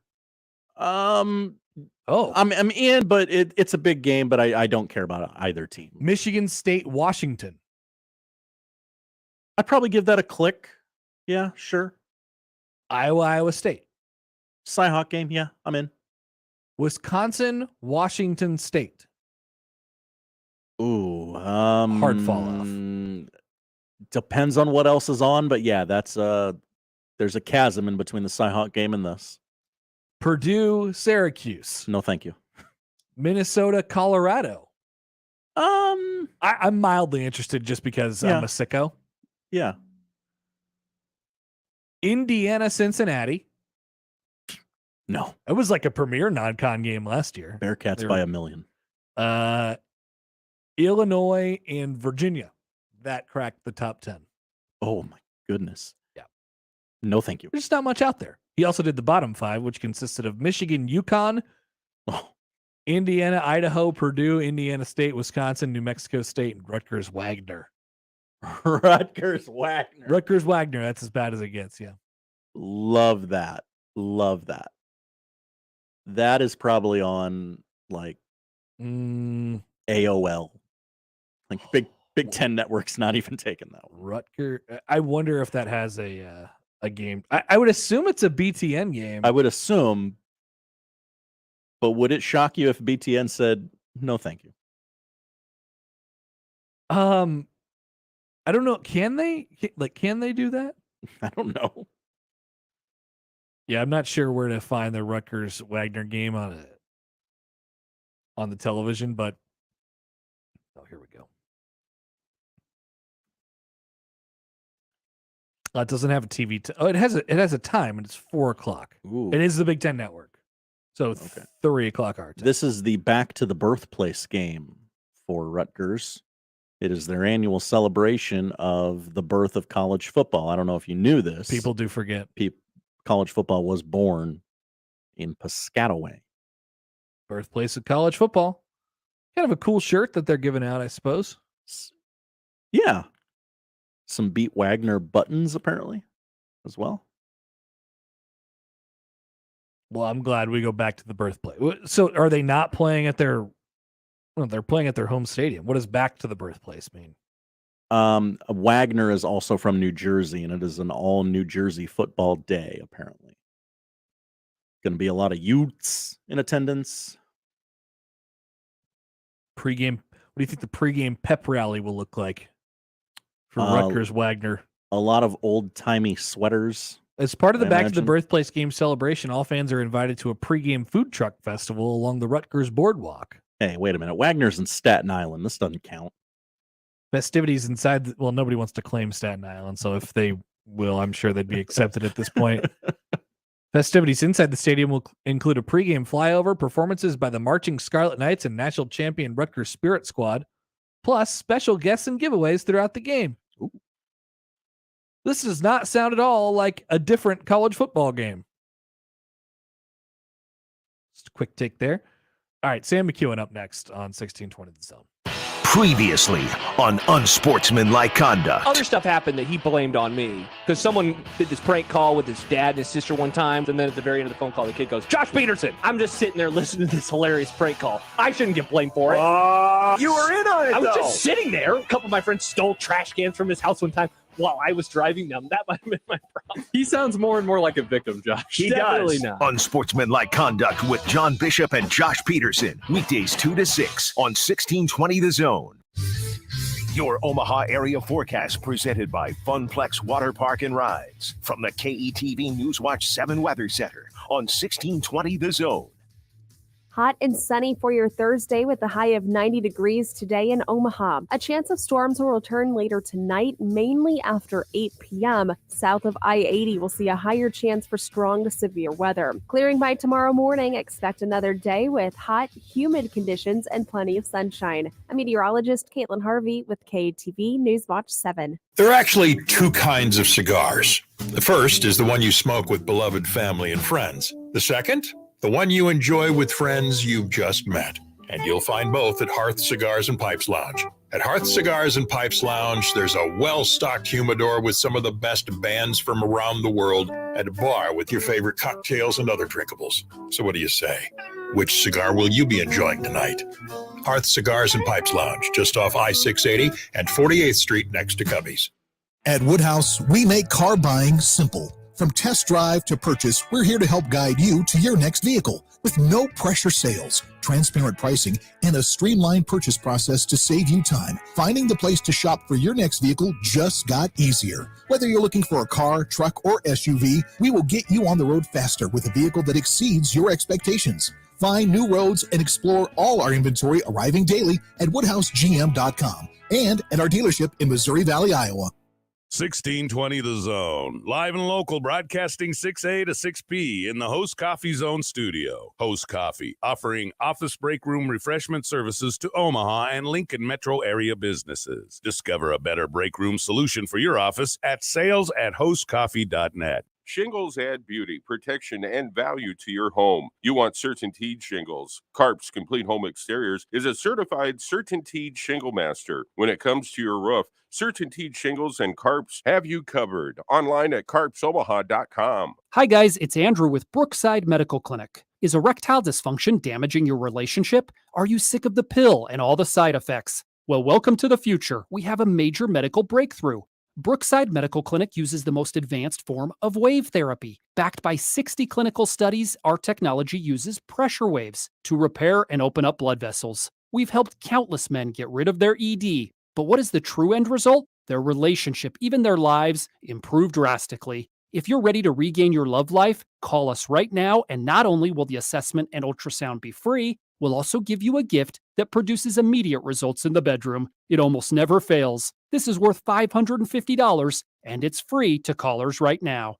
402-671-7777. That's 402-671-7777. Put a stop to your erectile dysfunction and experience what I call the happiness ripple effect. Call Brookside Medical Clinic now. 402-671-7777. Heading to a cookout with family or friends? Heading home from a ball game? Or heading no place in particular on a random weekday? All seems like great reasons to head over to Ted and Wally's Ultra Premium Ice Cream. Hey, it's Damon Benning from Sharp and Benning in the Morning. Ice cream on a hot summer day or night is awesome. And ice cream from Ted and Wally's is even awesomer. Yes, it's a word. You know me. I make them up, but not this time. Cones, cups, pints, quarts, even half gallons to go. Head to Ted and Wally's Ultra Premium Ice Cream. Celebrating more than 35 years, 2 locations, Benson and the Old Market. Visit tedandwallys.com. When life gives you lemons, it's time for Godfather's Pizza Spring Feast, featuring my new lemon bar streusel. This tangy, lemony dessert is perfect with any medium specialty pizza, piled high with the best toppings, and lots of them, plus loads of mozzarella on top. Add any medium one-topping pizza, and you got my new spring feast. But you better hurry. Summer's right around the corner. Godfather's Pizza. Do it. Howdy, Greg Wagner joining you from the Nebraska Game and Parks Commission. Time now for another Nebraska Outdoor Update. Hey, grab the gear and take them fishing. Take a newcomer out fishing. Share a pic with us at Game and Parks Online, and then become eligible to win some cool prizes. Everything from a state park cabin stay to a nice kayak. It's our Take 'em Fishing Challenge. See more about that on the Game and Parks website, outdoornebraska.org, and we'll see you on the water. I'm Greg Wagner. I found hope in the midst of an overwhelming situation. Alcoholism can affect any family. Are you in an overwhelming situation because of someone else's drinking? Al-Anon and Alateen can help. Call 866-200-0033 or visit alanon.org/hope. Equitable Bank. We take banking personally. EquitableOnline.com.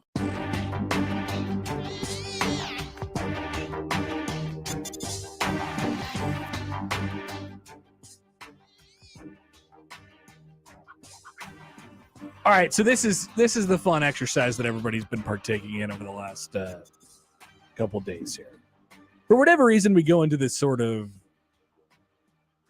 like we'll talk about whatever the topic is with Nebraska football for a week or 2 days or 3 days. We'll exhaust that, and then we'll move our way around to something else. It doesn't have to be based on anything. For whatever reason, the topic this week is, hey, Nebraska's wide receivers. So here's what we're going to ask. Send in who you think is good, like the top 3 or 4 guys, and then, and think BC had this, he put this on his message board at Husker 24/7.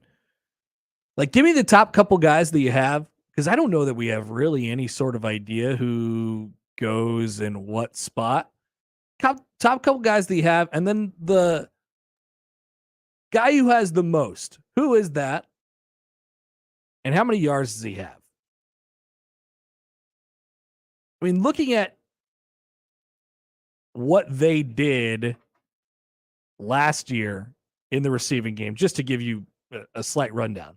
Do you have, and this is one of my main questions for the room. We'll ask Bruntz, Sam about this one when we get them on. Samori Toure had 898 yards receiving last year. He was Nebraska's leading receiver. Do they have a Samori Toure? And I guess I would hesitate to call him sort of the go-to guy. He was the big play guy. I don't know that Nebraska really had that last year. Maybe it was Austin Allen. So you're losing, let's see here, 4 out of your top 5 guys on the top. Toure, Allen, Betts, and Falk are all gone. Omar Manning was your 3rd leading receiver last year. He remains. And then you introduce new guys. How confident are you in Trey Palmer? How confident are you in Isaiah Garcia Castaneda? Good talk about Alante Brown this offseason. What about, where does the tight end come in? Where does Travis Vokolek come into the equation? Is Oliver Martin a wild card? What about Manning? Josh, the Texas wide receiver. Josh. I am not a Texas wide receiver. No. I mean, if they want me, I'll happily get some of that Aston Martin NIL action that they got going on there in Austin. Happy to help. But I am not flight of foot. Marcus Washington. Mm. Sorry, my brain gets confused sometimes. It's okay. You still have a guy like, people like what we like what we see from a body type perspective out of a guy like Janiran Bonner. If you could pencil me in for Trey Palmer for 900 yards right now, I think I'm taking that. Based off of Samori Toure having a really, really good year last year, I think, and having basically exactly that amount of yards. 900.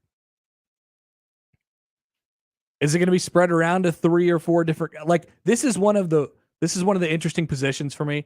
And it's really hard to talk about any of the positions and what you're going to get production-wise out of the offense. I mean, wide receiver and running back are really similar in that way because you just don't exactly know what it's going to be like or who's going to be there. Running back may even be tougher in that regard because I think there's probably 4 or 5 guys that you think can play and can give you something.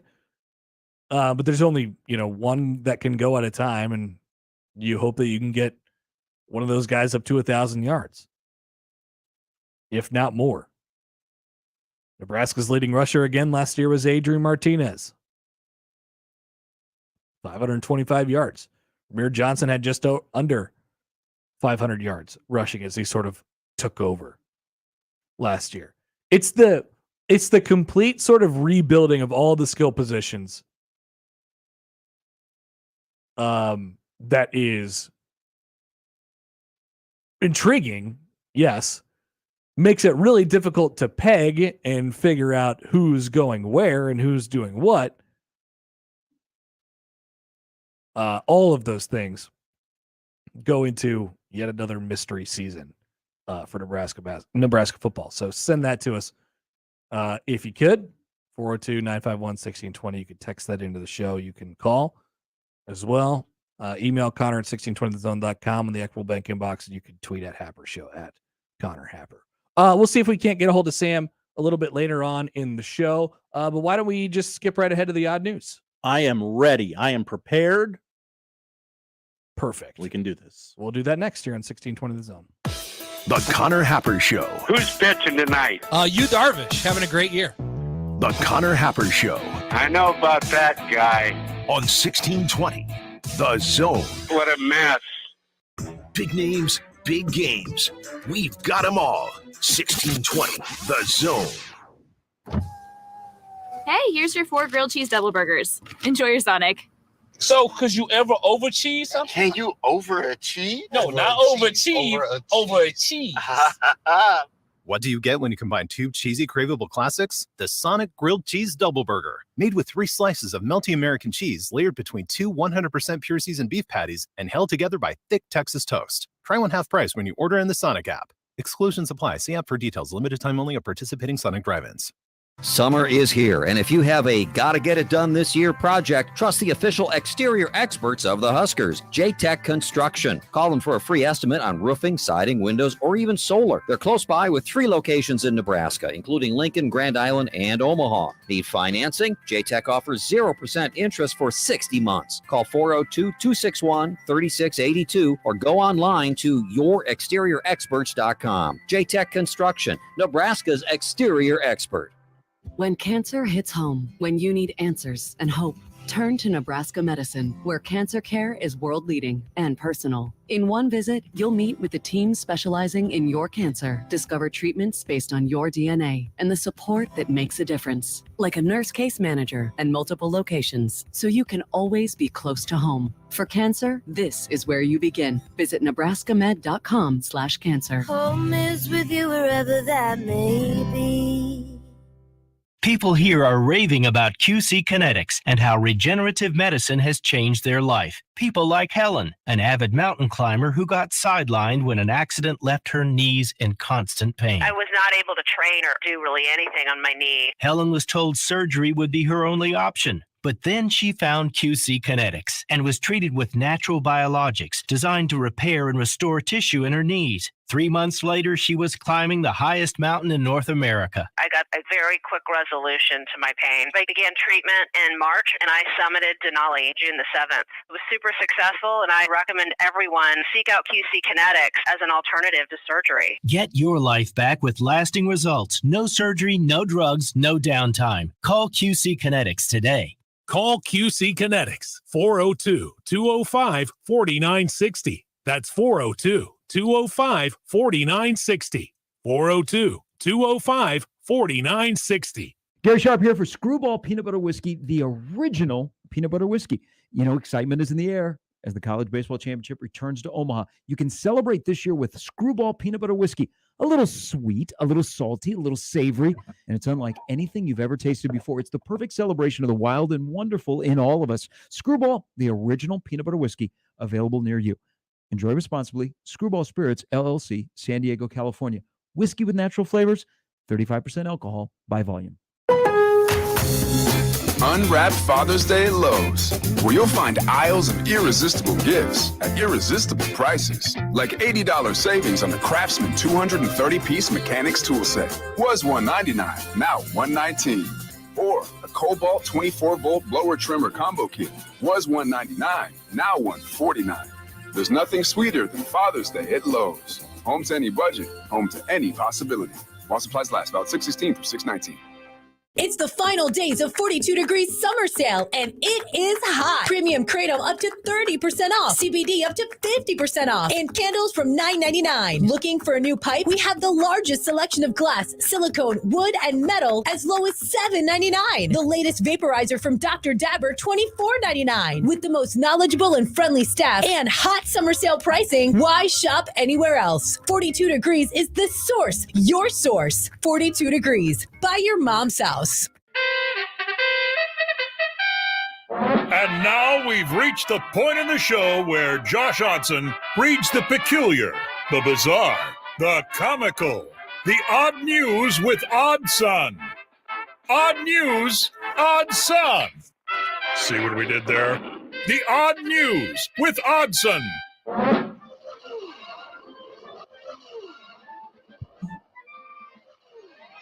I get an email from David here on the Equitable Bank Zone inbox.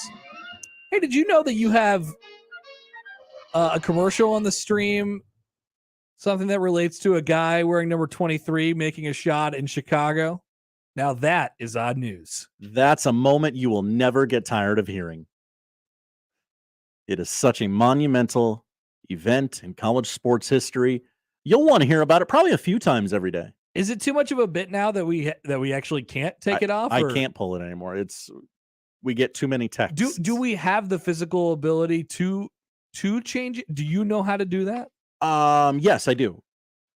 It would involve like finding it and changing the date. Like, I don't know where it is, but yeah, if I knew where it was, yeah, I could get it off of the stream. Huh. Interesting. So you could. I could. And that's where you're leaving it? That's where I'm going to leave it. Wow. Maybe you want to woo me. Maybe you want to like, hey, no, you can't take bribes for that. Oh, I absolutely can. No, you can't. Can't take bribes for that. Come on. Tough in these streets. It's June. Why don't you do a College World Series moment? It is almost March. In Jordan's old arena. People forget that. Number 23. All right. What's the odd news? The odd news begins in Buffalo. NFL media days are happening because it's June, I guess. And we're learning a lot because the players aren't taking this seriously because, again, it's June. We're learning about what makes Buffalo Bills quarterback Josh Allen tick. His teammates have revealed an obsession of Josh Allen's. He's a bit of a jokester, loves himself some comedy. You know what his favorite type of joke is? Yo mama. Close. Knock, knock. D's nuts jokes. Jeez. Tight end Dawson Knox explained Allen's infatuation with the joke to a group of reporters on Wednesday, saying dudes have to walk on thin ice in the locker room whenever Allen asks them a question. Every day is a new D's nuts joke, Knox said. You can never be comfortable around him because anytime he comes up and asks you a question... Can we even say this on the radio? You just have to walk away. I sure hope so because I've already said it a couple times. Knox explained the veterans have become more savvy to it, but Bills rookies still sitting ducks. That's why we love having rookies because they have no idea, Knox said. Anybody new in the locker room, he tells them a joke. Knox said it's all fun and games, though, and even added that it's generally humorous.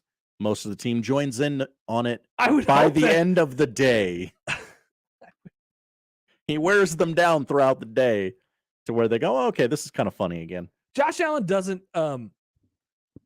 Josh Allen does not seem like a very interesting guy at all. True. I don't know if that's a quarterback thing and he's hiding it or if he's actually uninteresting. At the same time, he's not boring. Like he is, I think he's a guy, this could be a top 5 one day. Ooh. Top 5 quarterbacks you like to hang out with? Ooh, top 5 QB hangs. Yeah. Yeah, I think Josh Allen would be high for me. He seems like a good hang. I think I would agree with this. I don't think now maybe I'm walking on ice because I'm worried about him cracking a joke like that on me, but I don't know. It's not that embarrassing, right? No, I mean, it's not your parts that he's joking about. That's right. It's just a general. It's D's. Yeah. Him and Nick Saban love the same type of comedy. That's exactly right. That's a classic moment. I would hang out with Josh Allen. I think Josh Allen would be a good hang. I want Josh Allen to be my fantasy football league. Do you want him to be the commissioner? I don't think so. I would hang out with Josh Allen, though. Okay. All right. Okay. Our next story, Back to the Future. You've seen this movie, correct, Connor? I have. Okay. Not lying about it either. You are aware, now you're a little young for this, but you are aware of VHS, right? The video format. You think that I didn't have any VHS? I don't really know at this point in my life, to be honest. I just ask you if you know about everything. That's fair. Oh, I was born at a very weird time for our country. Yes, I had plenty of VHSs. Okay. Well, a sealed VHS copy of Back to the Future from 1986 was auctioned off for $75,000. What the hell? And the tape comes from an interesting source, actor Tom Wilson, who played Biff in the Back to the Future trilogy. Let's see, $75,000 by a Dallas-based auction house, Heritage Auctions, said the tape from Tom Wilson's personal collection fetched a high bid from a New York-based collector. The tape was still in its original shrink wrap and rated near mint by the people who do those sort of things. The final price believed to be the highest ever paid for a VHS tape. Tape was auctioned alongside... I would hope so. Yeah. Other VHS tapes from the collection of Tom Wilson. Wilson's copy of Back to the Future Part 2 sold for $16,250, and Back to the Future 3 sold for $13,750. The box set of the trilogy as a whole sold for $10,000. So, I mean, clearly, like, do you think some of the things that we have now that is going to be outdated technology in 15, 20, 30 years, like, do you think we should be buying stuff, hoarding it, and saving it and keeping it in mint condition for 20 years just to get a sweet resale value on it that we can profit off of? Like, do you think my Spider-Man DVDs are going to be worth anything? Yeah, like, I bet I see people looking for, like, programs from sporting events, things like that. Ooh. What can I get for my at-home recorded copy of the 94 Orange Bowl? Yeah, exactly. Yeah, when I found out that you could when I found out that you could like tape over the videos that were on the VHS tapes, that was really exciting for me.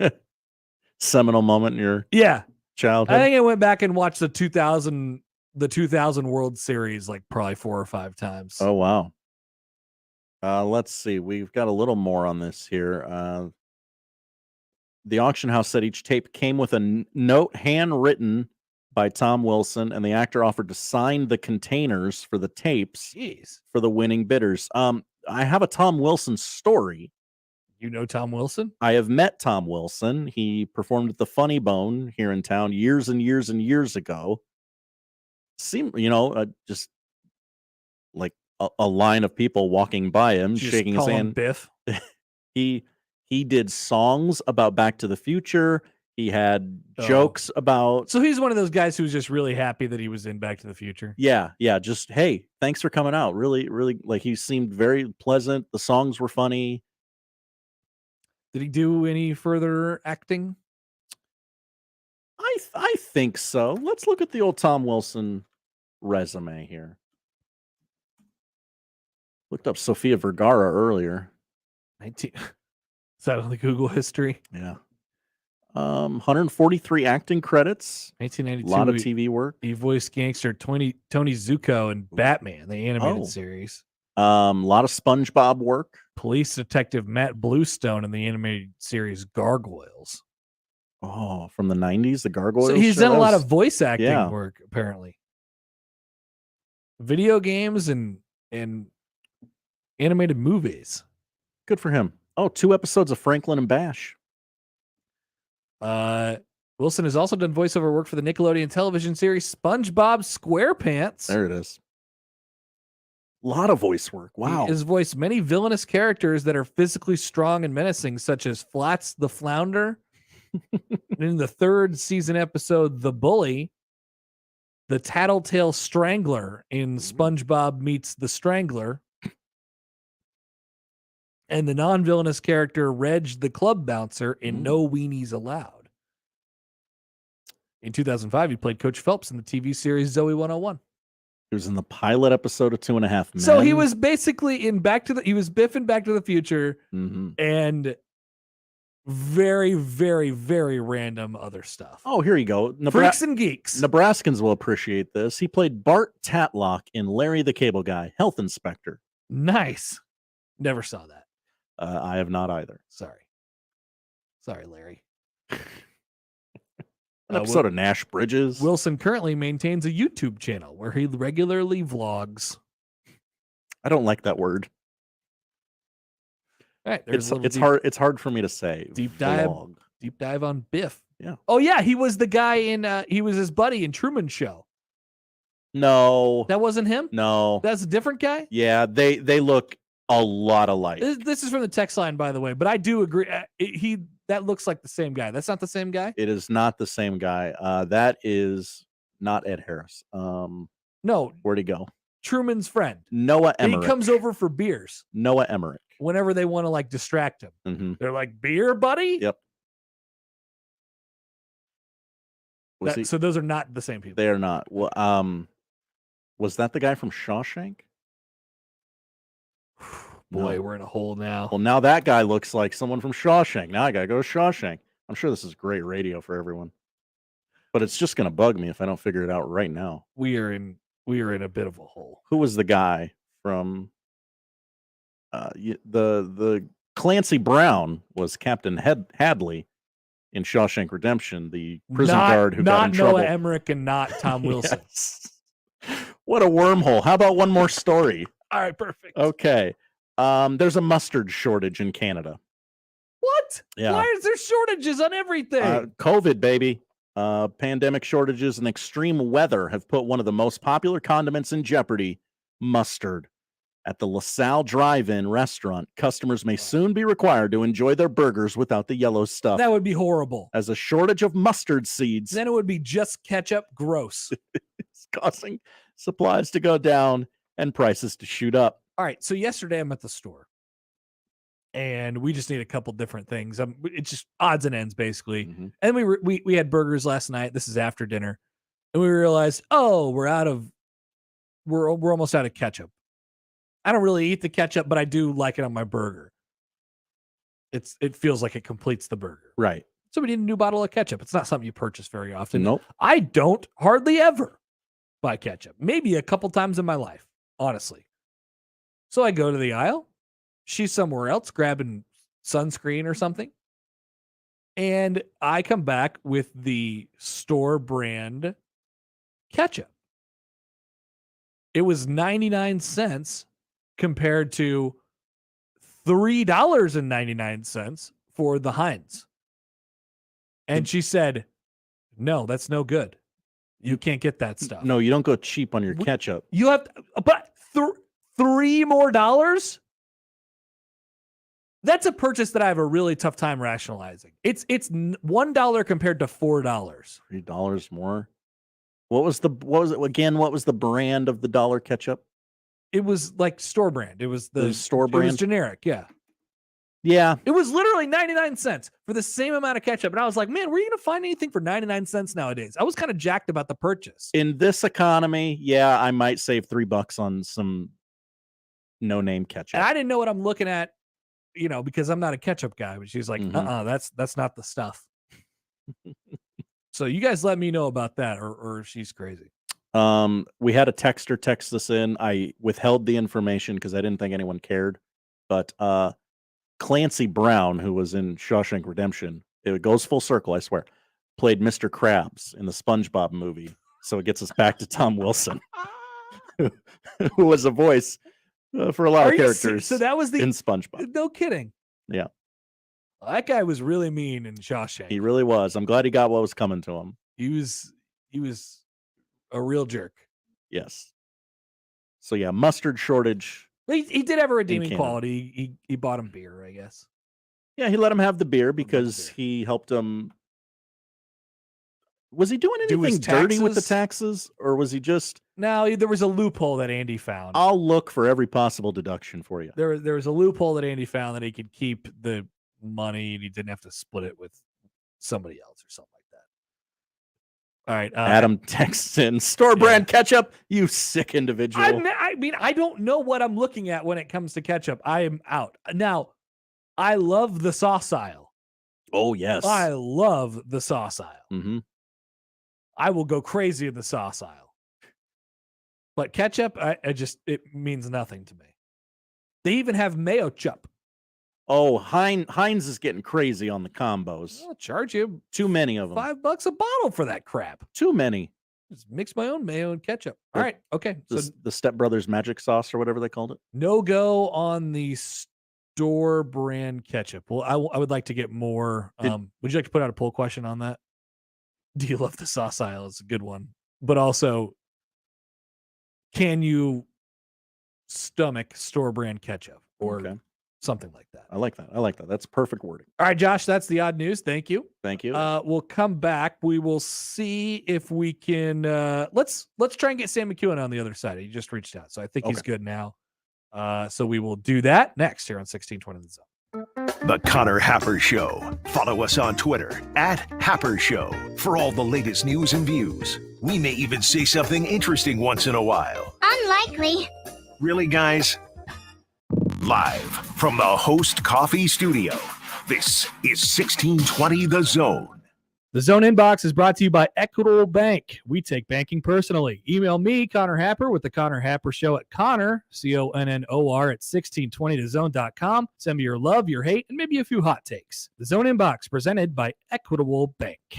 Searching for your next vehicle? Shop Woodhouse first. Over 1,000 pre-owned vehicles in stock and on our lots, with new trades arriving daily that you can explore on woodhouse.com. Plus, confidence comes standard when you purchase a pre-owned car, truck, or SUV from Woodhouse. With our multi-point inspection, transparent pricing, available add-on warranties, and financing options, purchasing a pre-owned vehicle has never been simpler. Experience the difference and drive away today confident and road-ready in your new vehicle from Woodhouse. Fireworks season is here. Next week's Zone Deal is a 4th of July mega week. We have deals from all your favorite fireworks stands and fireworks shows each day for half off. Don't miss this 4th of July Zone mega week at 1620thezone.com and click deals.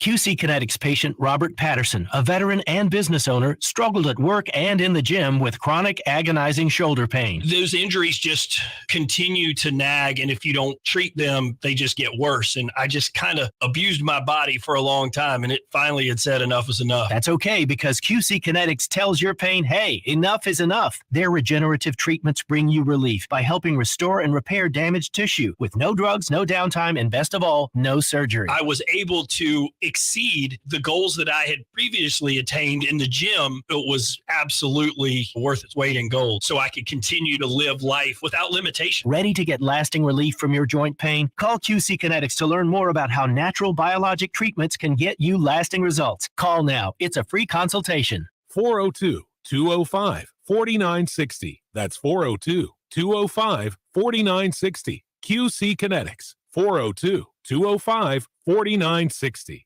Dan Thompson of Thompson & Thompson, third generation roofing, siding, gutters, and more, where they're celebrating 25 years of business. Thank you, Omaha, and all the communities around for putting your trust in us for 25 years. Integrity is what our customers like about us, and they know they can trust us to protect their home and make it look great. Call Thompson & Thompson third generation today and become one of the thousands of customers who are glad they did. Or click thompsonthird.com. Okay, team, it's summer. Your training all comes down to this. Checklist. Emma, sunscreen? Check. Alex, shades? Yep, set. Baby Zoe, diaper bag? We're just gonna call that a yes. Are you ready for Funplex? Check. What up to the minivan? But we can't drive.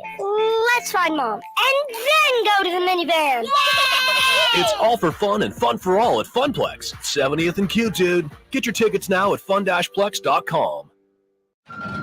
You're the one who protects the flock, and that requires an eye for detail. Because when safety and well-being are on the line, it's the details that can save lives. Even when no one else is watching, you see everything. Grainger gets you, and we're here for you, and all the ones who get it done with a wide range of safety products and solutions, plus board-certified safety consultants here to answer your questions. Call, click Grainger.com, or just stop by. Grainger, for the ones who get it done. Dad deserves double the thanks this year, so this Father's Day, give him the power tool system that has everything for every job. The Ryobi One Plus tool system now on special buy. Over 260 Ryobi tools powered by one interchangeable 18-volt battery. And for a limited time, when you make a qualifying Ryobi purchase, you get one select tool or battery free. Feels like Father's Day at the Home Depot. How doers get more done. Offer valid through July 31st, 2022. Valid at participating stores and online. Limit 1 per transaction. Shop Woodhouse Place Hyundai and Nissan, 144th and Giles. KOZN, Bellevue, Omaha, Council Bluffs.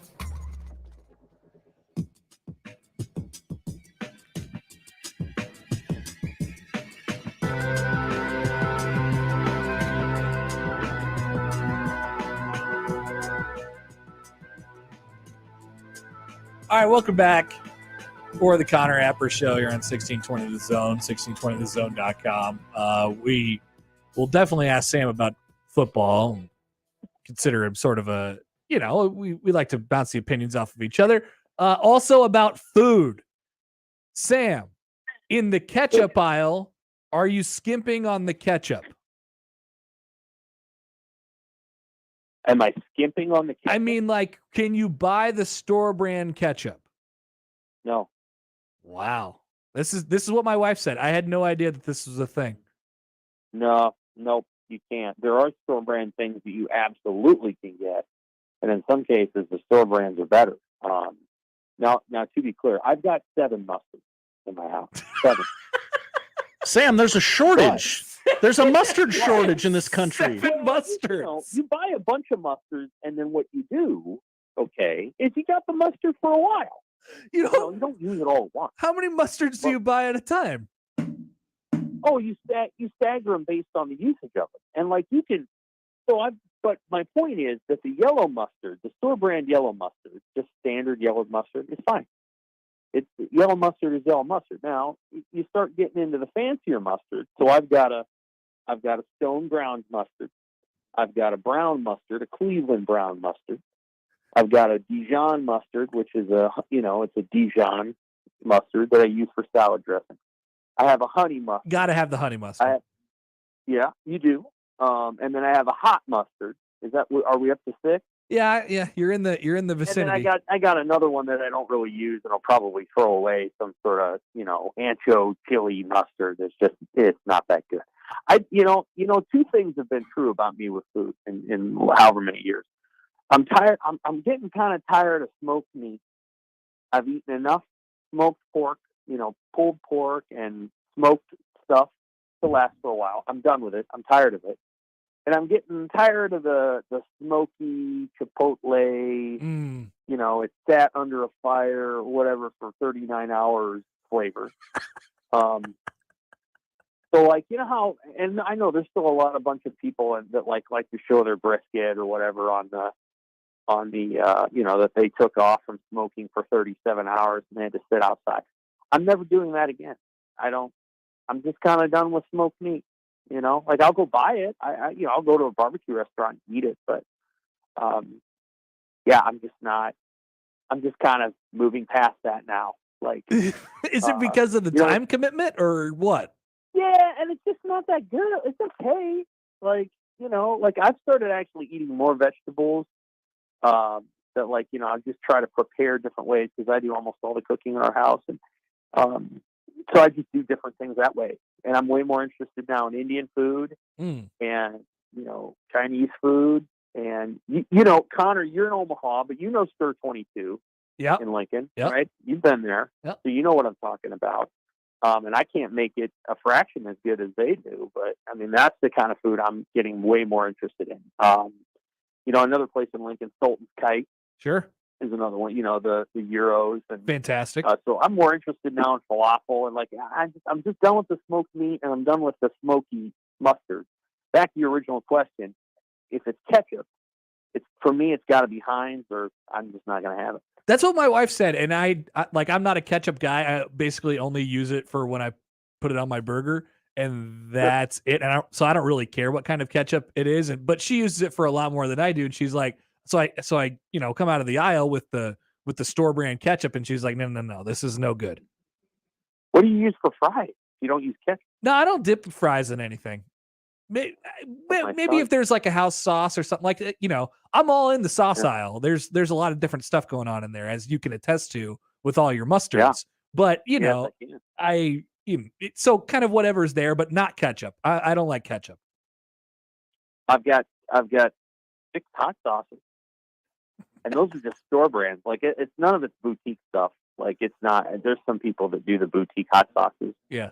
I just have a bunch of store hot sauces, but I've got 6 of them because they're all completely different. It's amazing how different they are. So yeah, lots of mustards, lots of hot sauces, 1 ketchup, just 1. Yeah. And it's Heinz. Okay. All right. Well, we'll bank this away. We're going with that. But look, there's no doubt about it. You got to have all the sauces, because then that one time for the one specific food that you have that requires the very specific sauce, and you're going to be wondering why you don't have it. So that's where the 7 mustards come in handy. That's exactly the truth. That's absolutely true. Sam, you had a rundown of the top 10 Big Ten non-conference games. We went through the list. It falls off pretty hard at about number 5, from what I saw. I was wondering this. So with this, you got the new TV deal coming up soon. I imagine Fox and the TV partners in general want there to be better non-conference games, more big-time non-conference games. And Nebraska's sort of been, they've played some big non-conference games over the last several years. The rest of the conference seems to be sort of going away from it, with the exception of Ohio State. I guess, what do you see non-conference scheduling for the league and for Nebraska looking like in the future? That's a great question. It depends. If they stick with this, 9-game conference and 3-game non-conference, I think what the Big Ten has found is there's really no percentage in scheduling hard games, because the College Football Playoff Committee does not care how hard your non-conference schedule is. They only care what your win-loss. The number one criteria for them is win-loss record. If you lose 2 games, you are not going to play in the College Football Playoff. The end. Doesn't matter. Doesn't matter. You're not gonna go. So Ohio State, which I don't think was one of the 4 best teams, I really don't. But they were done. When they lost to Michigan, they weren't going to go. There has the 2017 Ohio State team, which I do think was very good, lost to Oklahoma, in Columbus, Baker Mayfield, and then lost to Purdue, I think, or Iowa. And the Iowa loss was ugly. Yep. It was a 30-point loss or whatever. But Ohio State beat some really, really good teams that year too. And they also won the Big Ten championship, beat an undefeated Wisconsin, and Alabama got in, and Alabama didn't really beat anybody, and they didn't even win their division. And the only difference between those things, very simply, is Alabama had 1 loss and Ohio State had 2. And if Alabama had played Oklahoma, you could have switched the scenario. And so there's no percentage in it. Now, when you expand the playoff, maybe you'll see teams be more aggressive there, because it will help them. So I think that's the thing to watch. But as it stands right now, losing football games is the worst thing that you can do if you want to make the playoff. And so I don't know where it'll go from here. Ohio State will probably stay a little aggressive. If they go to 8 and they expand the non-conference menu, it's going to be with an alliance to the Pac-12 and the ACC. And I don't know what you're going to, there's going to be some real dud matchups there. There's going to be a few that are awesome. Well, and then there's going to be a few where you're just sort of scratching your head because they're terrible. There's just not much you can do with, I don't know, Rutgers, Washington State, or, Purdue, Wake Forest. There's just not much there. Rutgers, Wake Forest.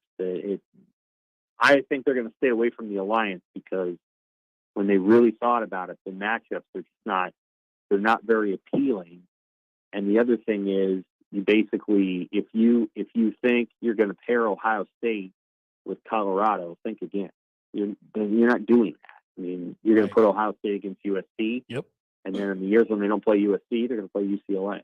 So I think they're going to stay away from that. Nebraska would go pretty high on that totem pole, right? I mean, even though they don't have the results, and it wouldn't be an exclusively results-based thing, but we see the numbers, and I think the conference sees them too. Nebraska draws viewers. They still do.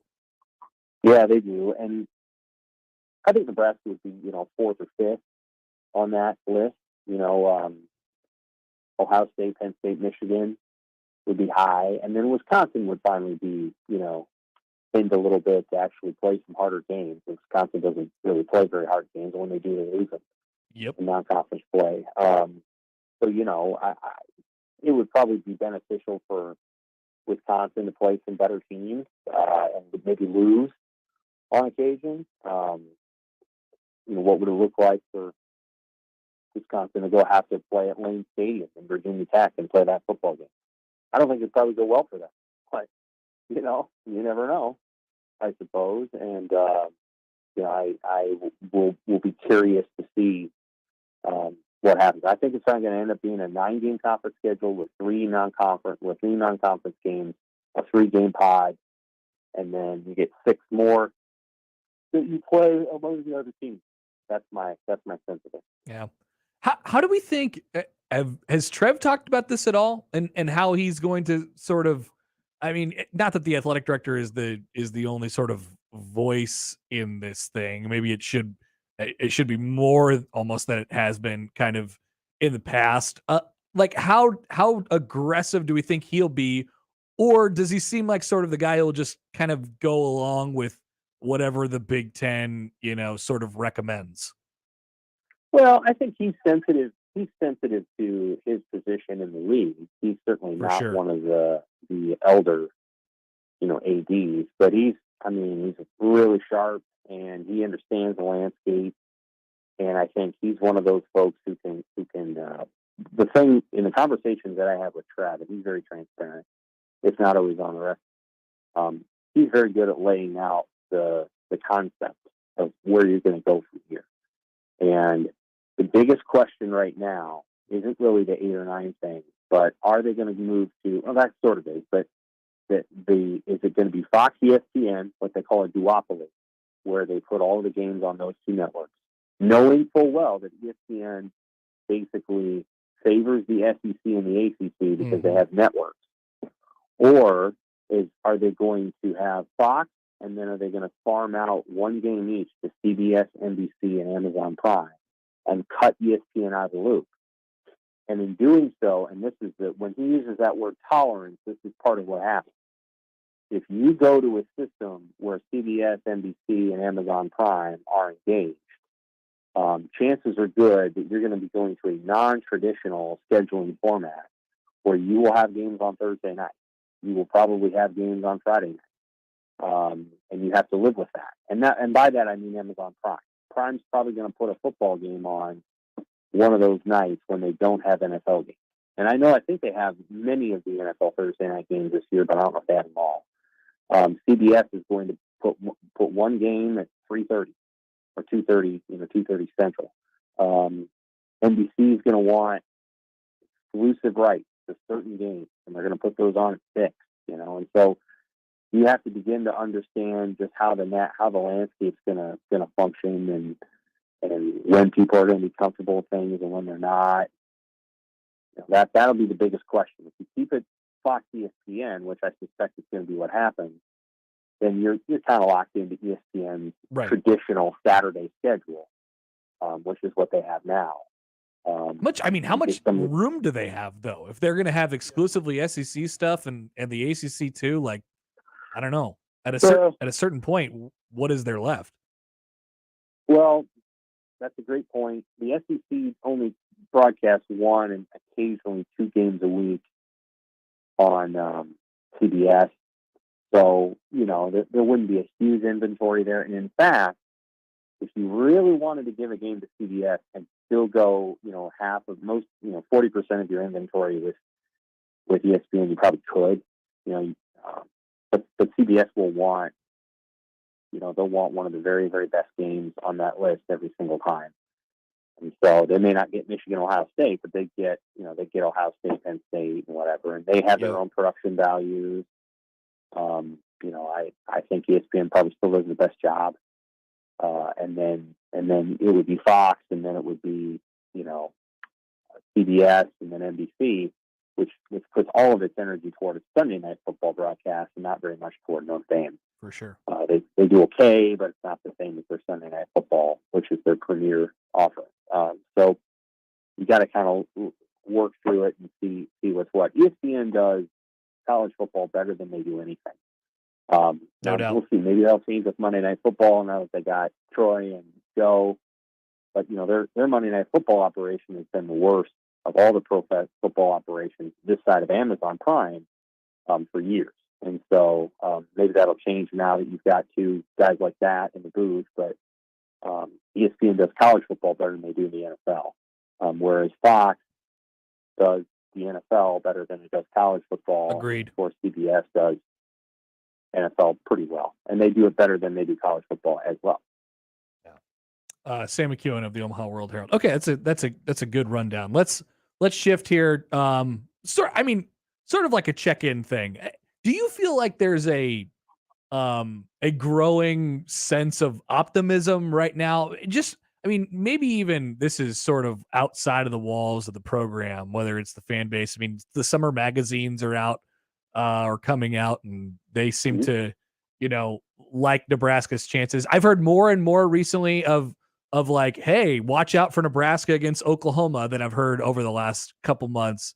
Or is that just sort of the summer talking?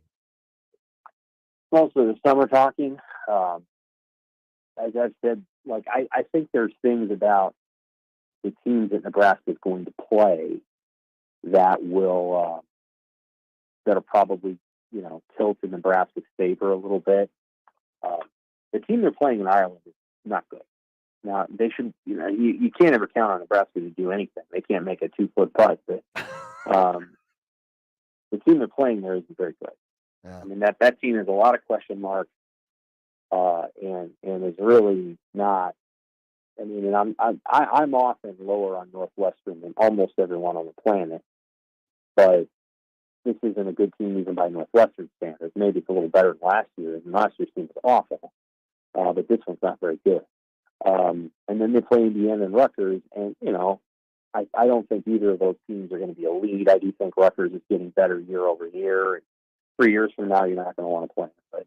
But they avoid Maryland, for example, which is Maryland's a better football program right now than Rutgers are. Yeah. And so, I think there's some schedule things that break their way. I do think there is a moment here where Iowa might take a step back. I'm not saying they found a way to win 10 games last year with smoke and mirrors, and they won't be able to do that again. I don't think they'll get that lucky again. And they got lucky at times last year. So it's a winnable division. Wisconsin's okay, but they're not great. I think the momentum there has slowed, and so there's an opportunity here for Nebraska. But simultaneously, there's a lot we don't know about Nebraska. The offense is a question mark. It just is. You don't know who the 5 starting offensive linemen are going to be. Totally. The quarterback situation, I think, again, we've talked about this. If they can run the football without having to use safety, then they're okay. But, we'll have to find out. There's just a lot of questions. And the way that they're probably going to have some close games, and they're going to have to find a way to win those games. And then they're going to have to learn how to play, field position football and play a football game and not an analytics event where, you try to outrace the other team. You got to play a football game and know how to seize rhythms. And Scott Frost has not had a lot of experience at that before he got here, because Oregon and Central Florida just boat raced so many of their opponents that they didn't really have to play that many close games. And once Frost got here, you saw how much he had to learn as it related to just the management of a football game. For sure. There's a certain kind of genius that you've got to acquire over time to win a 21-17 game. And there's differences in coaching. And people made fun of, Ferentz for a long time, but you will be hard pressed to find a better coaching job than his last year in terms of like, how in the hell did they win that game? Because there was a lot of circumstances last year where Iowa had no business being in that game as bad as their offense was, and they were, because the man knows how to coach football. He just knows how to coach in the Big Ten, and you got to get a little bit more like that. Let me ask you this then: because you sort of split Nebraska's season up into different sections or different parts, and certainly the first half is easier than the back half. What are they closer to? Going through that first stretch of the season and not stubbing their toe against somebody, because they're going to be favorites in all but one game, or finally getting over the hump against a Wisconsin and Iowa, a Minnesota who they've only beaten once now in 4 years. Michigan's thrown in there too, and for for however many times you stub your toe in the first half, you're going to have to make it up on the back half if you want to add up to that 7-8 wins that you need. I guess, which team are they closer to being at this point? I think they're probably closer to being the team that can avoid stubbing its toe. I do think that they're closer to that. We'll know a lot about the program going forward. By October, late October, we'll know what their kind of program they're going to be, whether they're really going to a bowl game. If they're 4-3 heading into the last 4 games. Last 5 games, good luck. Yep. They got to pack a lunch. So I think we'll learn a lot about where the program is early, because those are some winnable games, and Nebraska's really struggled to win close games and not to make the ginormous mistakes. And I'm sure what they hope is that they have a quarterback who doesn't throw. And the best I can think of is that Purdue game. They're up 7-0. They got the ball for 35, and you're trying to go up 10-0 or 14-0, and you throw a pick six to a guy that's just standing. Can't do it. You can't do that. And then late in that half, they got a chance to go up 10. They call the right play, overthrow the quarterback, trying to throw a beeline on the runner. Those are the kind of things that really hurts the program, and they got to find a way not to make those mistakes and make the layup, so to speak. And so that'll be something to watch going forward. No doubt about it. Sam, appreciate the time as always. Thanks, and Hey, take care. have a good weekend. Yep. There's Sam McKewon of the Omaha World Herald. That's good stuff there on scheduling and the rest of Nebraska's schedule and how it'll look this year. And mustard. A lot of good stuff on mustard there. We love Sam for the food takes. 7 mustards in his house. Jerry Seinfeld. And he rattled them all off. 7 mustards, huh? Is that right? You know what we should do? Just open up the fridge door and take a picture. Let me see what's inside your fridge door. Ooh. Let me see your sauces. I'm curious. Let me see your sauces. Let me see your sauces. Poll question: can Happer see your sauces? I would like to see the variety of sauces, the variety of just normal things. Are we doubling up on some things? Like what's your flavor? Are there dressings? How many dressings are there? How many barbecue sauces? Because when he's going through that whole thing on mustards, I'm thinking it's the same thing with barbecue sauces. Sweet, spicy, tangy. There's, different sort of like flavors in there. It's like a honey barbecue. You could do he was able to rattle off those Carolina barbecue pretty quick. Oh, yeah. I know. Yeah. I'd like to see your sauces. Interesting that he had that many hot sauces and none of them were boutique hot sauces. They were all name brand, quote unquote. Also, he's graduated from smoked meats. Yeah, Twitter has a problem with that. I put that up on the poll. Are you getting tired of smoked meats? Yes or no? Surprising that Twitter has a problem with that because, but I get what he's trying to say, and I've had this thing before.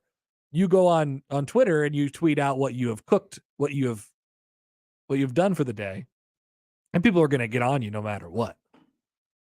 I liked his take about Chipotle and Chipotle mayos and things like that. Yeah, kind of the smoke. Kind of tired of it. All right, there's a lot in there. Michael Bruntz is going to join us next. We'll top that. We got some more football with him. Also, this week in Oakland Athletics talk. Ooh, which their general manager is saying some things. It's pretty funny. Next year on 1620 The Zone. Previously on The Crossover. At what part of Shawshank did you laugh? There are parts of it that are funny. If you think about it as a comedy. Well, there is some comedy. A man being conditioned has to use for the restroom even when he was a free man. Oh, I tell you, man, I was rolling over This that. is a great lesson, Gary. It's in the eyes of the beholder. Yes. Eddie Dufresne, did you really kill your wife? Sharp and Benning in the morning. The Connor Happer Show. Unsportsmanlike conduct. 6A to 6P. 1620. The Zone. Your Omaha area forecast presented by Funplex Water Park and Rides. From the KETV Newswatch 7 Weather Center on 1620 The Zone. Hot and sunny for your Thursday with a high of 90 degrees today in Omaha. A chance of storms will return later tonight, mainly after 8 p.m. South of I-80 will see a higher chance for strong to severe weather. Clearing by tomorrow morning, expect another day with hot, humid conditions and plenty of sunshine. I'm meteorologist Caitlin Harvey with KTV Newswatch 7. The Connor Happer Show returns in minutes on 1620 The Zone. Sid Dillon Chevrolet has vehicles designed for the way you live. Shop our dealerships in stock and inbound inventory or to order your next vehicle. Visit SidDillonChevy.com. You are what drives us, Sid Dillon. Chevy, find new roads. Heading to a cookout with family or friends? Heading home from a ball game? Or heading no place in particular on a random weekday? All seems like great reasons to head over to Ted and Wally's Ultra Premium Ice Cream. Hey, it's Damon Benning from Sharp and Benning in the Morning. Ice cream on a hot summer day or night is awesome. And ice cream from Ted and Wally's is even awesomer. Yes, it's a word. You know me. I make them up, but not this time. Cones, cups, pints, quarts, even half gallons to go. Head to Ted and Wally's Ultra Premium Ice Cream. Celebrating more than 35 years, 2 locations, Benson and the Old Market. Visit tedandwallys.com.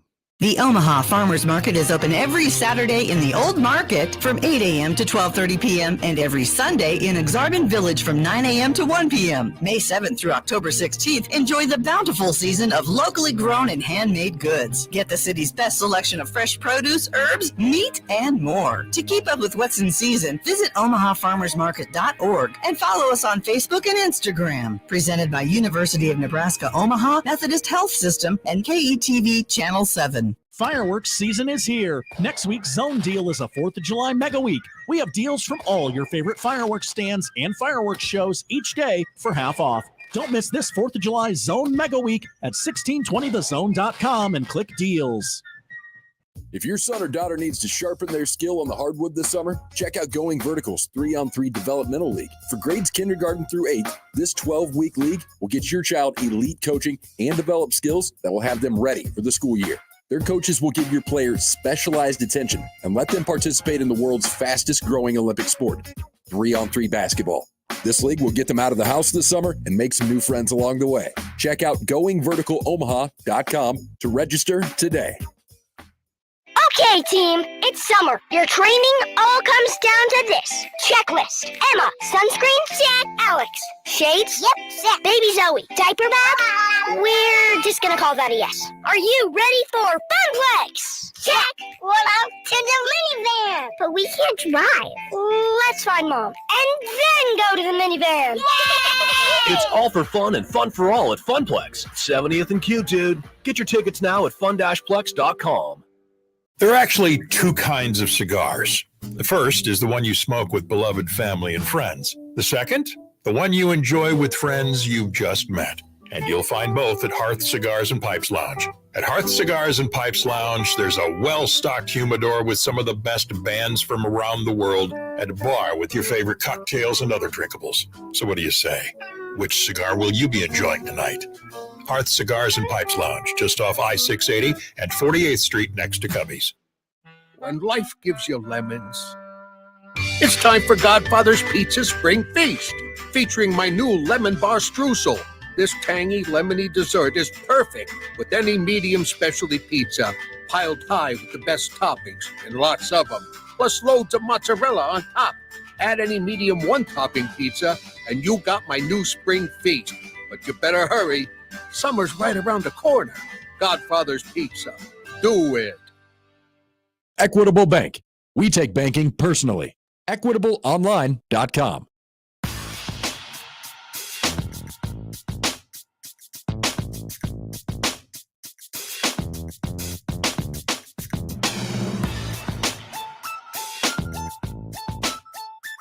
I saw a video of somebody catching on their Ring camera, their front door. There's another thing that happened at the store yesterday. We're walking down the aisles and I'm like, hey, can we get a Ring? Should we get a Ring camera? They're like, no. I'm like, what? What's wrong? I want to have one of the cameras in front of my door, but this video is caught and there was a accident in front of the house. And then the guy tried to run away and escape. Apparently he was being chased. This all happened on somebody's Ring camera in front of their house. Was there a reason given for a no on the Ring camera? Other than nobody rings the doorbell was the closest that I got to an answer. Okay. Not a lot of visitors. I want at to the get one Happer anyway. I like gadgets. Okay. Well, It maybe you won't, can wear her do down. me any good. Wear her down. Every time a squirrel runs by your front door, you get a ping on your phone. Watch out for the foxes, right, Michael? Yeah, a Ring camera is like the gateway drug to getting on Nextdoor. Pretty soon you're going to be posting about foxes and coyotes. You all pissed off about your neighbor's trash cans being visible from the street, and starting like posts on there in all caps with "I can't believe what's happening in the world today," stuff like that. Do you have the Ring camera? We have a doorbell that has a video on it, but it's not the one where like if wildlife runs by, that it like immediately clicks on. So you've never caught anything interesting on there? No. Just my daughter ringing the doorbell and then like staring right into the camera in a very creepy way. That's about as far as we've gotten. No, it creates really good content. It has like you get that. You get the delivery driver dropping off the package and maybe he like fumbles it or something like I've seen great videos on Twitter and TikTok of just people's what happens outside of their front door when they're not there. You're on TikTok, right? Oh, yeah. Do you make TikTok? No, well, I tried once. I tried to make one the other day because I had a funny idea for one, and then I got so frustrated that I threw my phone across the room. See, I think you get the Ring camera, and I think that's when you start posting the talks. You start doing that. Oh, that's my bit. It's just my Ring camera TikTok. Yeah. Oh, this could be good. There's at least one thing. There's an older gentleman who very, very slowly walks his dog every day twice at the exact same time. And that would be the first TikTok on my Ring door camera TikTok for sure. There's one of the local here in Lincoln, one of the local cable and internet companies has been going door to door, which has caused an uproar of people posting on Nextdoor wanting to know who this person is, and it's very clearly somebody from a local cable company. We've gotten to a place in society where we're very worried that the people who are soliciting things have caused quite the stir. So that's good. That's what the message board community is for. Michael Bruntz sent me a text yesterday. It was a quote from the A's GM. I'll read it back right here. Quote, "We are trying to succeed. We obviously have run into some better teams." That probably wasn't fair that I clipped the quote where I did, but it was basically we're frustrated by watching this too. The only difference is that they were responsible for putting the team together, and I'm not. Yeah, I love when the coach of the front office says, "You don't think we're mad about this too? We're mad. Don't Yeah. we everything you're feeling, we're feeling too. We're just running like into some better teams." You're standing on the side of the interstate watching your car on fire, holding a gas can and some matches, and you're asking yourself, how could this happen? I mean, how did this happen? I don't know. And it's bad. Michael Bruntz is with us. There's been some more movement on baseball. They get a transfer from Oklahoma State yesterday. We're not even close to being done on this, are we?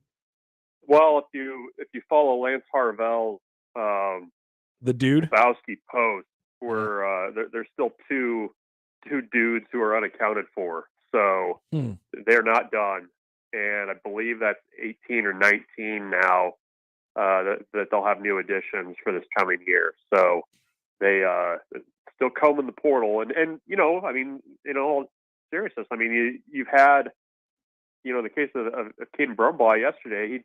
He went in the portal 6 days ago because that's where Oklahoma State got eliminated from the Super Regional. Yep. And there's a lot of guys that are in the portal that are like that. You've got coaching changes happening around the country. So I think you have the residual transfers that come from that too. So there's going to be options out there. Which player not named Max Anderson is the biggest returner from last year's team?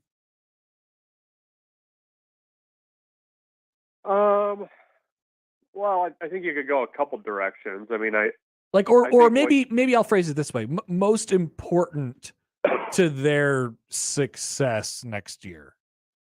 Yeah, I mean, I think my head immediately goes to Emmett Olson. I mean, I think what you saw from him as the year went on this year was a guy that has the type of stuff to be, a Friday, at least a Saturday, but potentially a Friday night starter and a dominant one if he continues to improve. So I think with the lack of, proven pitching returning, I think that's probably where my head goes immediately. I mean, I'm curious to kind of see what happens with Bryce Matthews this summer because I know he's been playing center field up in the Northwoods League. So, with what they have coming in, I mean, they have a lot of, middle infielder types. They've got some freshmen that I think are potential corner infield options for them right away next season. Where he kind of fits in is interesting to me, especially when you kind of look at the error numbers from last year. I mean, he was, responsible for a good number of that. And that's why you saw him kind of moving back and forth between second and short. Yeah. So what the long-term picture is for him is also kind of interesting, I think. Let's shift over to football, Bruntz. Are there any players? Well, I'll just ask it flat out then. Are there any players that you would call locks to start on the offensive line right now? Well, I mean, just kind of based on what's there, and I wouldn't have said this in spring, but I would say that maybe the closest lock to start might be Trent Hickson at center. Yeah. And I mean, I certainly wouldn't have said that at the start of spring ball. I was probably still a little bit skeptical of that by the end of spring ball, but I know we talked about the possibility of Turner Corcoran trying his hand at center, and it just seems like if you make that move at the start of fall camp, you're really putting a lot of pressure on a guy to learn a tough position, snap, do all that stuff, and be good at it from the get-go. So I guess I would say Hickson.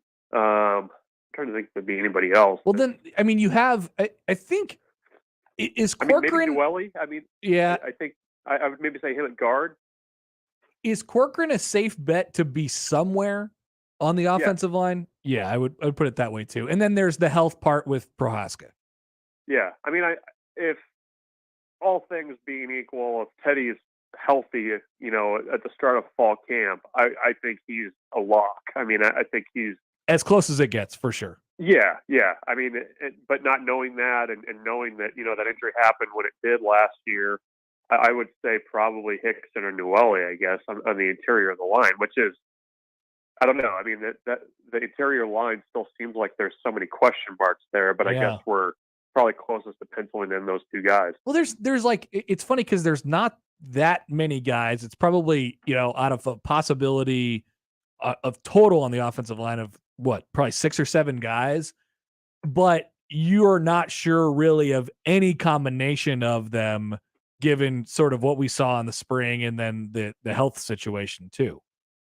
Yeah. Well, it's such a huge puzzle too, because I mean, you've got, I was going back through and writing about the offensive line last week and kind of reviewing what was being said during the spring. I mean, there's a lot of confidence on that group that they were going to be able to move the ball and we're doing it in practices. And you kind of compare that to the fact that you don't probably have a good idea of who your best 5 are right now. And I think that they are willing to move guys around to get to that if guys are versatile enough. But, that's such a big piece of the puzzle that the offense has to get figured out aside from the quarterback stuff and skill players that, I think you could probably even go a little bit beyond 6 or 7. I mean, where does Brant Banks fit into that? Because I think he's, potential guard, played some tackle. I mean, he went in the portal and got Hunter Anthony at tackle.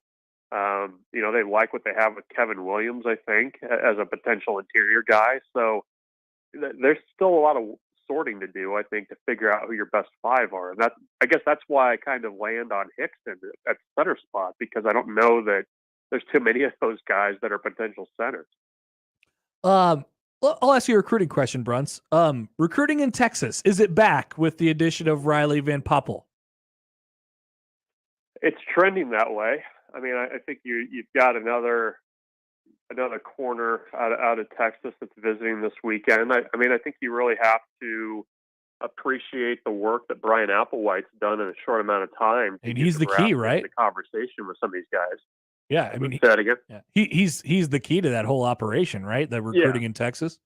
Yeah, I mean, that what we have seen this spring, I think, is definitely an uptick in guys from Texas who are interested in visiting. I think you're seeing Nebraska just kind of on the minds of kids in Texas a little bit more.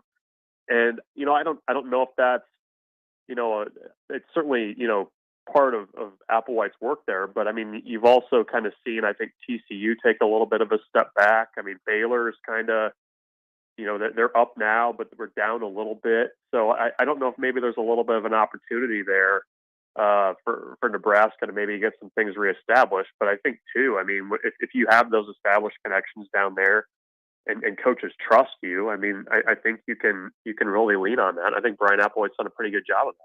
Yeah, no, I think so too. It seems like it's going to happen more and more. Remember that sort of came up at the end of last season on a couple of those broadcasts, like, hey, Nebraska's not in Texas anymore. And then they went out and hired a TCU assistant. Yeah. I mean, and I don't think you need to be like, pulling 6 and 7 guys out of Texas every year by any means. But I mean, if you get, 2 or 3 and guys that you really like and fit your scheme, I mean, that's you can make a living doing that. I mean, they've clearly identified not being in Texas as, part of the struggle or part of the issue that they're dealing with. And they sort of went out and addressed that over the offseason. Yeah, it doesn't have to be a big thing, but it is something. Somebody mentioned on our text line things that could potentially happen on next door here shortly. I think I heard gunshots. Were they gunshots or fireworks? Also, on that note, we're getting very close to my dog is scared of fireworks. Please stop. Yeah. It's fireworks season, and that's when it starts popping up on there. It's usually, my dog doesn't like them, and then the closer you get to the 4th, the more, all caps messages you get. My dog is having serious anxiety right now. More scolding type posts and things like that. So it's we get it around here too, where you get the country clubs firing off some fireworks for weddings and stuff like that. Those damn Like country random clubs. Saturday nights, and you get the Y was Wilderness Ridge shooting off fireworks at 10 o'clock on Saturday, that kind of stuff. Those damn country clubs. You talk to Schaefer about that. Yeah, I know. All right, Bruntz. Talk to you later. Are you making an appearance at the College World Series at any point in the next week or two? Not in the plans as of now, but that could change. All right. We'll see you soon. Yeah, we'll talk to you later. Michael Bruntz, Husker 24/7. Not all the way in on the College World Series. For as big of a baseball guy as he is, sad. Well, he's an A's fan. He's got a couple kids. I understand. We'll take a break. Josh's top five sauces. Oh, I wish. By the way, Curtis sent us a picture of his sauce door. I love it. Yeah, it looks pretty standard. You got to have your ranch. You got to have your ketchup, mustard, mayo. Looks like a yellow mustard here. But then you're looking at the specialty sauces. That's what I was looking Curtis at. has got a lot of barbecue sauce going on. He's got some Arthur Bryant's. He's got some Oklahoma Joe's. He's got some Meat Mitch barbecue sauce. Meat Mitch. Not familiar. He's got a lot of jellies, some pickles, and some relishes. A lot of pickle varieties there on that bottom shelf. What is your top five today? Top five CWS moments. I don't know if you're aware. Oh, CWS coming up. Starts tomorrow, I believe. Jeez, I better get ready for that. Yeah. We'll count it down, even though we all know what number one is. We do know number one. But where do we go outside of that? Find out next year on 1620 The Zone. For the Jays, the Huskers, and even you Jayskers, we are 1620 The Zone. When life gives you lemons, it's time for Godfather's Pizza Spring Feast, featuring my new lemon bar streusel. This tangy, lemony dessert is perfect with any medium specialty pizza, piled high with the best toppings, and lots of them, plus loads of mozzarella on top. Add any medium one-topping pizza, and you got my new spring feast. But you better hurry. Summer's right around the corner. Godfather's Pizza. Do it. Everyone, Josh Peterson here for my friends at Miracle Hill Golf and Tennis. It is a great time for you to get your golf game back in shape with their director of instruction, Mike Favre. Give him a call at 402-498-0220. Whether it is individual lessons, whether it is group lessons, whether you are a single handicap or have never played golf before, he can help improve the game of golf for you, and thus you will enjoy those rounds when you get out and play. They're located just north of the Dodge on 120th Street, Miracle Hill Golf and Tennis. What makes you smile? How about using your home equity to make those home improvements you've always wanted? Get a fixed rate on a home equity loan and line of credit for as low as 2.99% APR for 60 months. Rates are going up. Lock in now. Apply online at metrofcu.org. Making your home happier? It's what makes you smile. Metro Credit Union, your local advantage. Visit us online or call 800-301-8549 for details about credit costs and terms. Federally insured through NCUA, Equal Housing Lender. Damon Benning here for Screwball Peanut Butter Whiskey, the original peanut butter whiskey. Excitement is in the air as the College Baseball Championship returns to Omaha. Celebrate this year with Screwball Peanut Butter Whiskey. A little sweet, a little salty, a little savory. It's unlike anything you've ever tasted before. It's the perfect celebration of the wild and wonderful in all of us. Screwball, the original peanut butter whiskey, available near you. Enjoy responsibly. Screwball Spirits, LLC, San Diego, California. Whiskey with natural flavors. 35% alcohol by volume. Inflation. You feel it at the grocery store buying groceries for your family. You feel it paying your utility bills. You especially feel it every time you fill up your vehicle with gas or diesel. Hi, I'm Mark Schlange, owner of Marketplace Nebraska. We help individuals and businesses save money on health insurance. We recently saved a company over $60,000 in health premiums. If we could save you money and take the sting out of higher prices, wouldn't it be worth a call? Let's talk. I'm here to help. Visit marketplacenebraska.com. That's marketplacenebraska.com. Ray Magliozzi here for eBay Motors. So you have to drive 300 miles to your cousin's wedding. Okay, so it's his fourth. But you know what they say? Fourth time's the charm.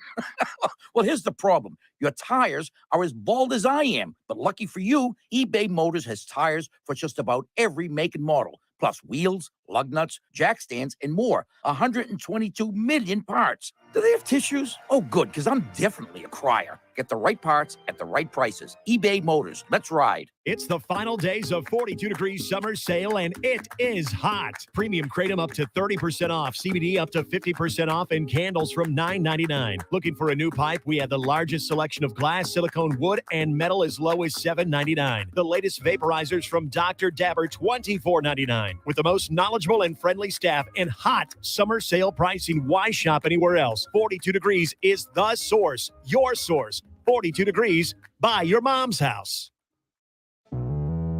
Let's get back to the Connor Happer Show on 1620 The Zone.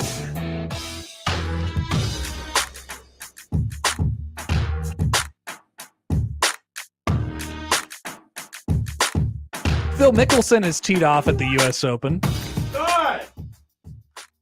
And his playing partner, Louis Oosthuizen.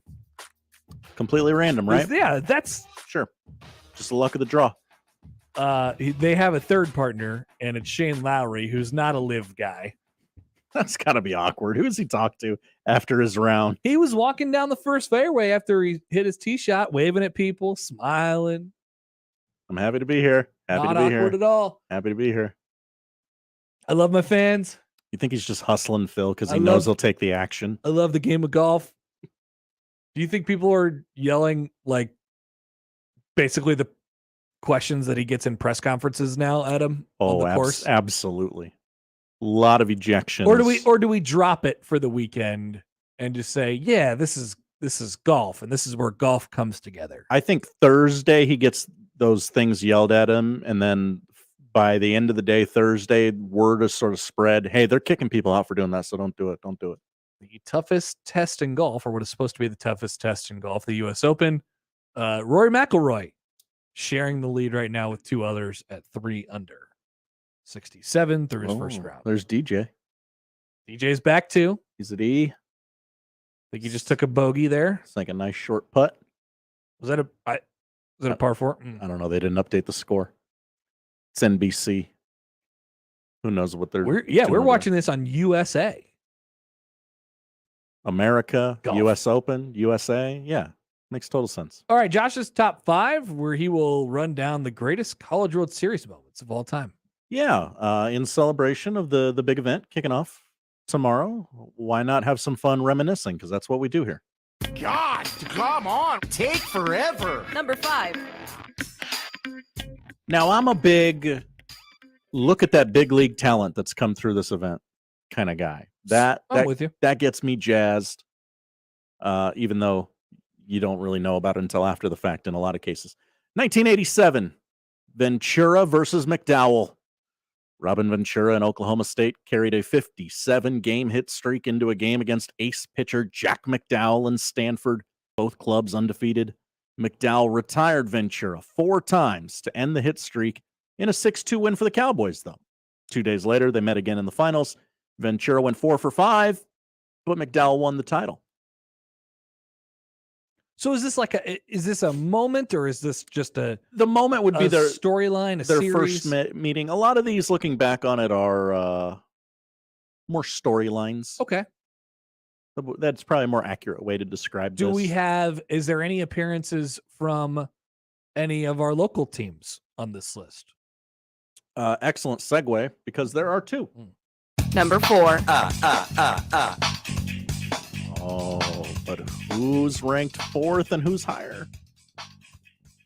2005 Nebraska is number 4. Their 3rd appearance in the CWS, the Huskers. Andy Gertch's home run. Yeah, still searching for that first win in Omaha. They just 0-4. had to pitch to Jeff Larish. They just had to. You'll never, if you're a Nebraska baseball fan, you'll never forget the name Jeff Larish. 5-3 win over Arizona State gets the Huskers over the hump, and a win in Omaha. Losses to Florida, and Arizona State eliminated them soon after. Yep. But Nebraska got the monkey off their back. Still sitting on 1. That Andy Gertch home run, though, I mean, that's it. I was just actually floating around on Twitter the other day, or maybe yesterday. but just I was driving, or my dad was driving me probably to a I think it was a middle school baseball game. Ooh. I was in middle school, whatever. They don't have middle school baseball. A baseball game in middle school, and listening to the game on the radio. And Andy Gertz hits the home run. People are losing their minds. Driving down Dodge Street out west, and we start like honking our horns. Everybody around us is honking. It was like the kids are now talking about core memories. It was a core memory for me, for sure. What a great moment. But then you just had to pitch to Jeff Larish a little bit later on in that game. Tough way to end. That was probably the best team that we've seen in Nebraska baseball history. Not probably, definitely. And they got that win. They got that elusive win as we go to number 3. 3. Combination of 3 and 5. Number 3. 1991 Creighton making it all the way to the Final Four. Yeah. Most success any local team has had here. Wins over Clemson and Long Beach State, but a pair of defeats at the hands of arch rival Wichita State sent Creighton home. 2 J's made the All-CWS team that season. Still a fun run that is remembered quite fondly here in town. I'm pretty sure this is the case. There's an episode of Arrested Development where I think the dad, Jeffrey Tambor, whatever I forget his name in the show, he is under some sort of house arrest and he has to have the surrogate. The surrogate guy is really funny. But he's sitting in his room and he's watching a baseball game. And I believe it was one of those Creighton Wichita State games from that year.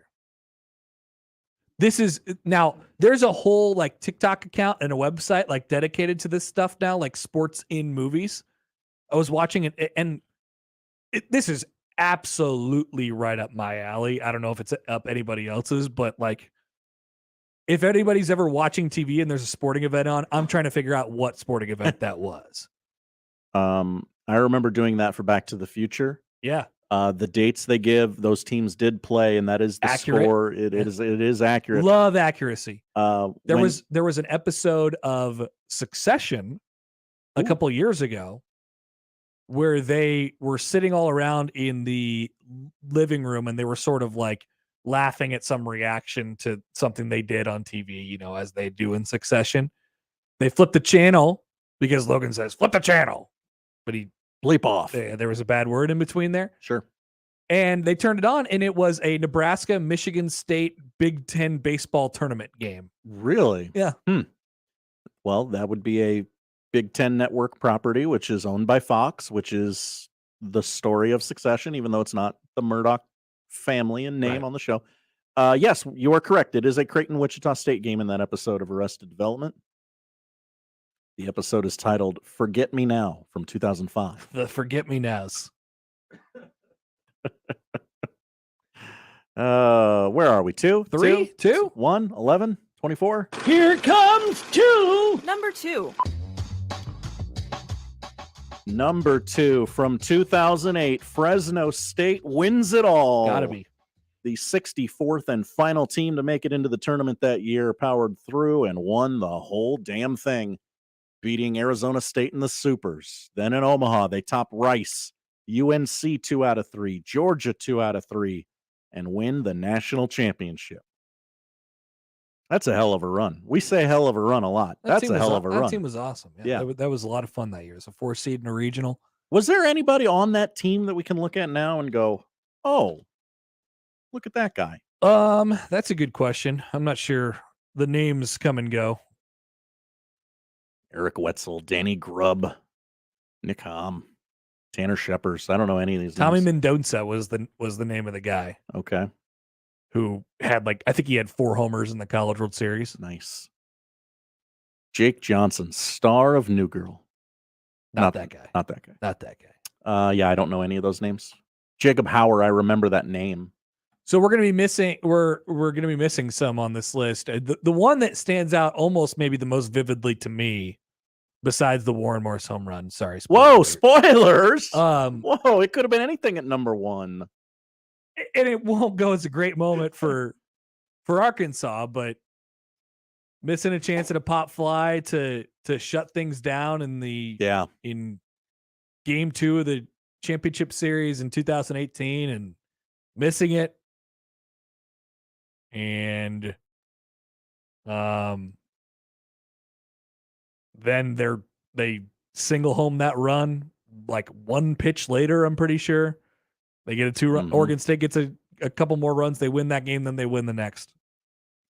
Yeah. I was down there that night, like after they dropped the fly ball, and I was like, "Oh no!" Oh, or not dropped it. Just didn't make the play. You just knew, like, oh no, the door has been kicked open. It's rarely that obvious. Like baseball has a way of punishing you like that, but you're not okay. We got 17 more chances to win a College World Series here. We could finish out this game still. We're gonna have a million chances to win tomorrow. There's no way that's gonna be the thing that kills us. Well, it turned out that way. Turns out we're at Coastal Carolina. They feel very, they feel very angry that they didn't make this list. Well, there's only 5 spots. Coastal Carolina was not the last team in. Yes, they are a Cinderella that won it all. Yes, the Nebraska connection. But whatever could be at number 1. Who knows? Who knows? These lists are subjective. Maybe I go off the board. Maybe I call an audible just to be a troll. So, number 1. Number 1. It's that time a dentist hit a home run and won the College World Series. It'll be on every NCAA highlight video for the rest of time when they're playing. I mean, you guys know what I'm talking about. I can't explain it to you. When they're playing the corny NCAA music, and they run that hype video behind it at the ballpark. It'll be on there for the rest of time. Absolutely. This is as weird as it like. So it happens in sort of an off-brand sport. Like it's not football. It's not basketball, right? So the NCAA can sort of like take credit for it. This is ours. And this Warren Morris is a student athlete. He went pro in something other than sports. That's exactly right. So the NCAA can use this as this shining example of like, this is college baseball at its finest, at its purest. This is as beautiful as it gets. His only home run of the season to win the College World Series. It can happen to you too. See, still amateurism. Amateurs. Yep. Our own Ravi Lula, mere feet from where the ball landed. Now, in 1996. We're not giving Warren Morris enough credit. He was a good player. He was hurt the entire year. Yeah, he had a wrist injury. But people forget that. But you get the point. He was an All-American at LSU. Right. Gave the Tigers their third title. Not that year. The year before. Yes, yeah. Correct. Hard to be an All-American when you're injured for a lot of the year. It's Josh's top 5. You don't like it, you make one. Sling your arrows this way. Thank you, Josh. We'll come back 1 o'clock hour. Plenty still to cover. Also, we want to hear from you guys. 402-951-1620. You can tweet at Happer Show, at Connor Happer, email Connor at 1620thezone.com. We can throw in some predictions as well for the weekend, since we're not going to be back here for 2 weeks. Yeah, the format changes will still be on the air before and between the 2 games each day, but it'll be different combinations of people milling in and out. We'll be yelling at Lane Kiffin to get him on the show. Secretly trying to become best friends with Juice Kiffin. We got a lot to do in the next 2 weeks. Have we told him, yes, Omaha is dog friendly? Yes. Okay. Several people have pointed that out to him. That's good. Another one. Cowboy Kermit. Somewhere Whit Merrifield is mad. He missed this top 5. He can come at me. He walked off the College World Series too. He did. People forget that. He walked off an entire stadium. He walked off my childhood. Those Carolina teams were loaded. More up next on the Connor Happer Show on 1620 The Zone. Live from the Host Coffee Studio, this is 1620 The Zone. It's the final days of 42 Degrees Summer Sale, and it is hot. Premium Kratom up to 30% off. CBD up to 50% off. And candles from $9.99. Looking for a new pipe? We have the largest selection of glass, silicone, wood, and metal as low as $7.99. The latest vaporizer from Dr. Dabber, $24.99. With the most knowledgeable and friendly staff and hot summer sale pricing, why shop anywhere else? 42 Degrees is the source, your source. 42 Degrees. Buy your mom's house. 1620 The Zone. Live and local, broadcasting 6A to 6P in the Host Coffee Zone studio. Host Coffee, building healthy and happy break room refreshment services to Omaha and Lincoln metro area businesses. Discover a better break room solution for your office at sales@hostcoffee.net. Jake and Christine knew they needed help renovating their dream home. As a Pella advisor, I make sure every step of getting new windows and doors is smooth, including setting you up with our Pella Care Guarantee. It covers everything from product to installation with some of the strongest warranties in the industry. Get more with Pella. Let us personalize an offer just for you. Visit PellaOmaha.com/radio for more details. Here are 3 things that are fast: the speed of light, an F-22 fighter jet, and a rapid track loan from Core Bank. If you need a business loan, you don't have to drive all the way across town. That takes too much time. Get the funds you need when you log on your desktop, laptop, or smartphone. A couple of clicks and boom. Now that's fast. Go to rapidtrackloan.com and apply today. At Core Bank, we make lending convenient for businesses. Loan subject to credit approval, not a commitment to lend. Additional terms and conditions apply. Member FDIC. 1180 The Zone is your home for Omaha Storm Chasers baseball. The Storm Chasers are in action at Werner Park and beyond with an exciting team filled with future Major League stars. Join Jake Eisenberg for every pitch, every hit, and every out. Tune in and stir up the Storm all season long on 1180 The Zone. The Storm Chasers are on the road versus the Iowa Cubs. The pregame is set for 6:48 with first pitch at 7:08 on 1180 The Zone. Calling all dinosaur fans, Jurassic World Dominion is here. Head to Walmart now for exclusive finds you can really sink your claws into before the movie stomps into theaters. Score battling dinosaur toys, clothes, bedding, collectibles, and much more from top brands like Funko, Mattel, and Lego. Get ready to roar. Only at Walmart.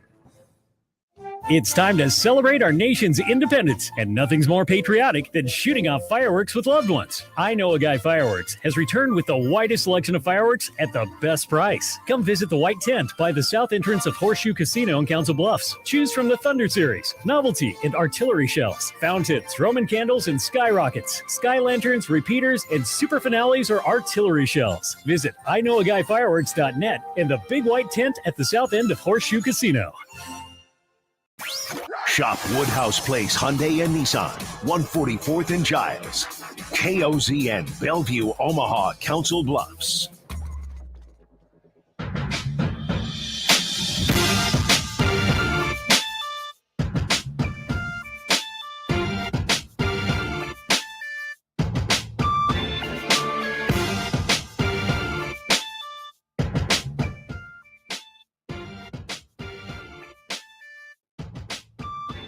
All right, welcome back to Omaha baseball fans. Good to get this thing rolling in full force again. The College World Series unofficially sort of starting tonight and officially tomorrow. Yeah, they're showing Field of Dreams at the ballpark tonight. Yeah.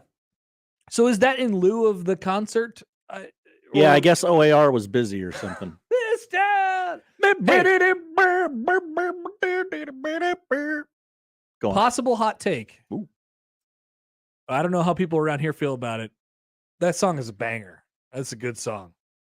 I could still listen to it today. And in fact, I still do sometimes. Maybe I will today on the way to the ballpark. I'm going to put this up on the poll. I'd be curious how the audience feels. Is This Town by OAR a good song? We may have talked about this before because I talked about my experience of going to an OAR concert. And either I forgot or I never knew that they did that song. That's what people told me afterwards. Because I claimed when I went to the OAR concert at Sturcove that they didn't do it. And I was like, that's a bummer. But I think somebody told me afterwards that they did, and I just Missed it? I just didn't remember or missed it. Yeah. It was that memorable? The poll question is up. There are a few of them there. Yeah, there's a lot of them today. We've had some things said that have made me curious. I'm a curious guy. Talk about buying billboards. Is buying billboards back? Do you love the sauce aisle? Are you getting tired of smoked meat?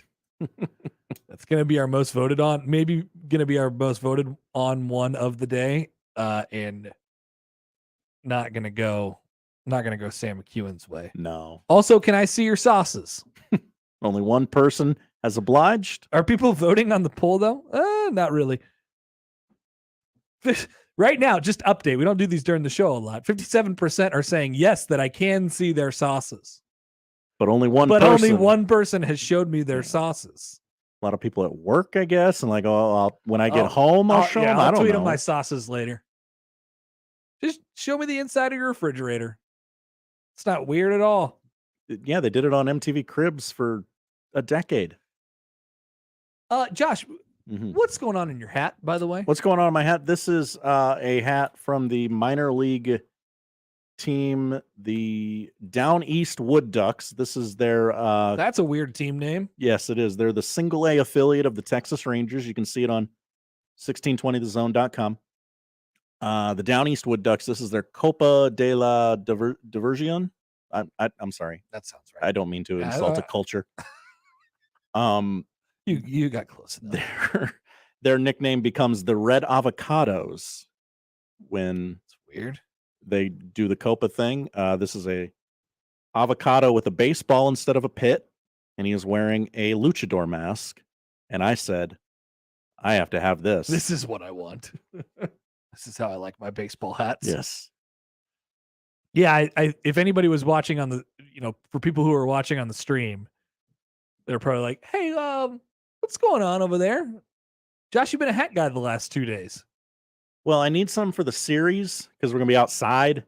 So I'm breaking some hats in throughout the week. I didn't start early enough, but here we are. There'll be hats to buy at the College World Series. That's true too, as we know. Jim and O'Neill says, just so you guys know, I'm a big OAR guy. I wouldn't consider myself a big OAR guy, but I enjoy some OAR. Not just this town, but they had some good albums as well. They've had some good songs. They've done some things. Did they? Yes. Is this a Nick question? Have you ever heard The Crazy Game of Poker? That does ring a bell. That's a great song. Now that you say it. Hit up the OAR discography. I know that they did that at the Stir Cove concert that I went to. Is that their big?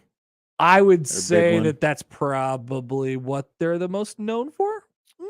Oh, they do. No, they had some really like commercially popular songs. Turn the Car Around. Yeah, I thought that was Snow Patrol. That's crap. That we don't need that stuff. The stuff before that was better. Is that not Snow Patrol? What does Snow Patrol sing that I know? I don't know. Oh, great. Is that kind of like Coldplay? Another wormhole. Yeah. They're all pretty close to each other. Just like Nickelback and all those other bands that I listed earlier in the last week. All the bands related to Nickelback on Spotify, they're the exact same thing as Nickelback. Are you going to play us some Snow Patrol or some OAR? This is some OAR that I've got to mute the stream or else there will be an echo and people will be like, there's an echo. Just calm down. Yeah, everybody's heard this song. Yeah, this is the Turn the Car Around. I know. So what's the Snow Patrol song I'm thinking of? I don't know. I could see that song being by Snow Patrol, but like it just has that like this was on at the end of a tragic moment at the end of an episode of the OC feel to it. Wow. Yeah, definitely. I don't know. Somebody broke up with Tom Snow Hanks' Patrol son. did Chasing Cars. Yeah, that's probably the name of it. Yeah, that's the one. Okay. Those intros are similar. They actually are. I see where you get that. Okay. All right, there we go. We solved the loophole there.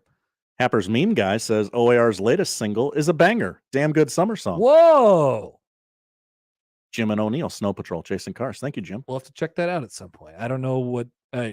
Nobody alerts me when people come out with music anymore. I only know when Kendrick Lamar comes out with music because people freak out about it. I just saw on Twitter Logic is putting out a new album tomorrow. Logic? And one of the songs is titled Aaron Judge. Is this like Tyler Hero? Exactly. And that Jack Harlow guy? Mm-hmm. But Aaron Judge is already good.